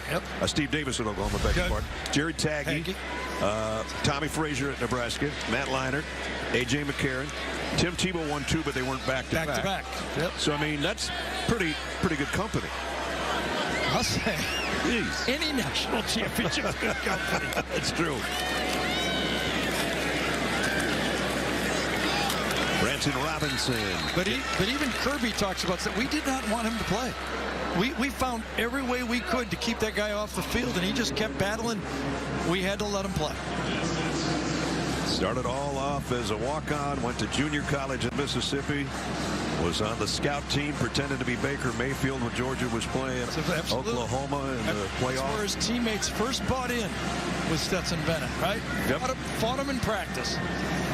What a career. Never be forgotten at Georgia, I'll tell you that. That's for sure.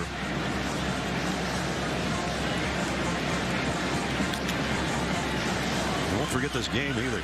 It's a wide open, though. I mean, this vote for Heisman's wide open, I think. Robinson going to be close to the first down. Baskerville's been in a lot of tackles today. Number 23 was on the 19 team, LSU team, and he's playing in his last one here.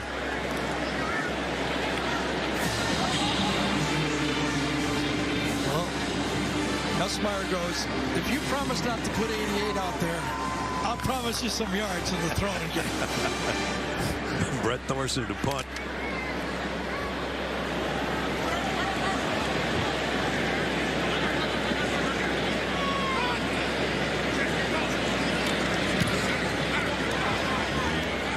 End over end kick. It's going to take a big time Georgia bounce. Still rolling down inside the 10-yard line. And so LSU's 90 yards away again, but we haven't seen the last pass for from Garrett Nussmeier for sure. And right now, Kirby Smartley puts in a lot of substitutes. He's got all backups on the field right now, even in the secondary. Doesn't want a freak injury at the end of the football game to his first-line guys.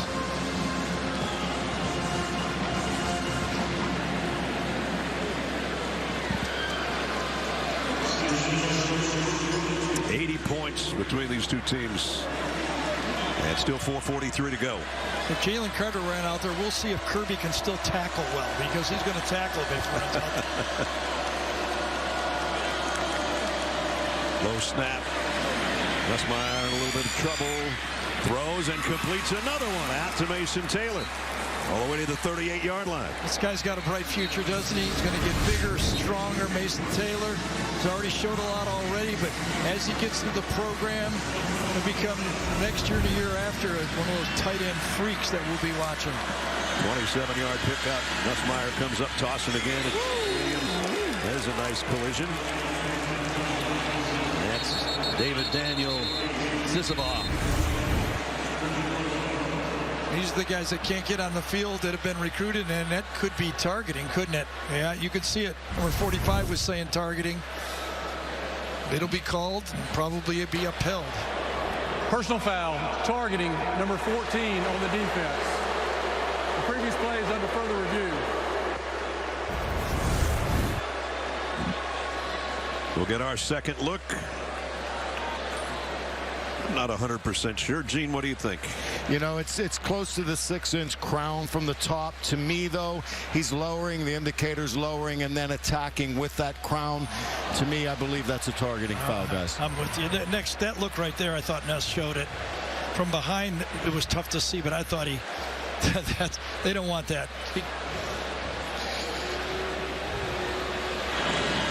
Here's in real time. It was a high-speed collision, that's for sure. It was. And remember, that's another reason why Kirby did not want any of his starters out there. Even if they didn't get hurt, a targeting penalty now would mean they missed the first half of the playoff game. Right. Even though it's, as Ness told you, what, 28, 29 days away.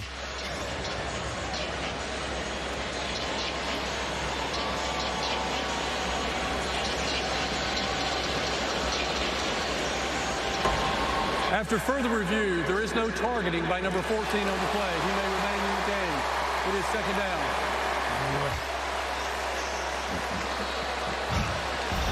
It's like becoming in like pass interference now. Every time you watch it, you think you know the rule. Stetson Bennett takes a knee.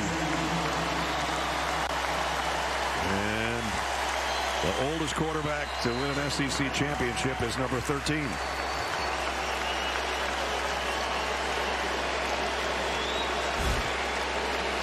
He goes, I'm just coming into my own. I'm 25. Yep.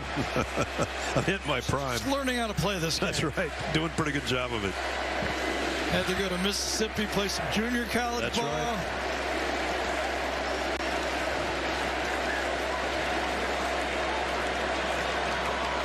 Brian Kelly not going to stop the clock here.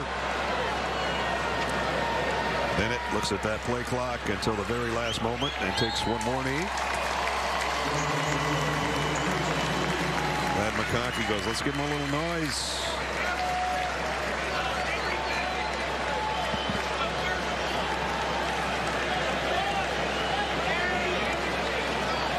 I think the message that Kirby's given to Stetson Bennett and the Georgia fans in Georgia is we'll wait for our curtain calls for the championship. I guess so. Right? Probably one more wink coming from Stetson Bennett, though, as he looks to the sideline. That'll do it. Your SEC champions for 2022, the Georgia Bulldogs. And still perfect at 13-0.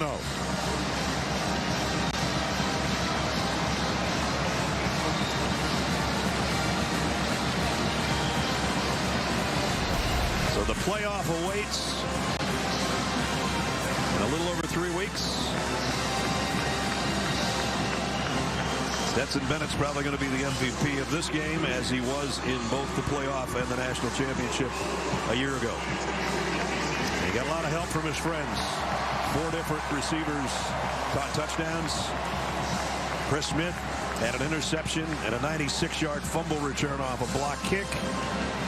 And Jenny is with the winning coach.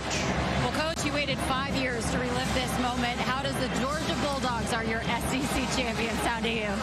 So proud of this group. All they wanted to do, they kept talking about doing something last year's group didn't do. They had really good physical practices this week. So proud of the way they prepared for this game. So proud of this university, this fan base, to get an opportunity to come in this place and play in this game. It's just a great honor. The quarterback that nobody wanted. Good to Georgia. Okay, we won't exactly say that, but a walk-on quarterback. Does he continue to impress you? Stetson Bennett has just been incredible out there. A thrill a minute, man. The guy is really good. He's really athletic. He plays within our system, and he makes everybody better around him. And nobody watches more tape and prepares more than he does. Congratulations, Coach. All right, we're going to get Stetson Bennett next. Come over here, Stetson. All right, from a walk-on to a national champion, how does the SEC champion add to your resume? What does this mean? This was special.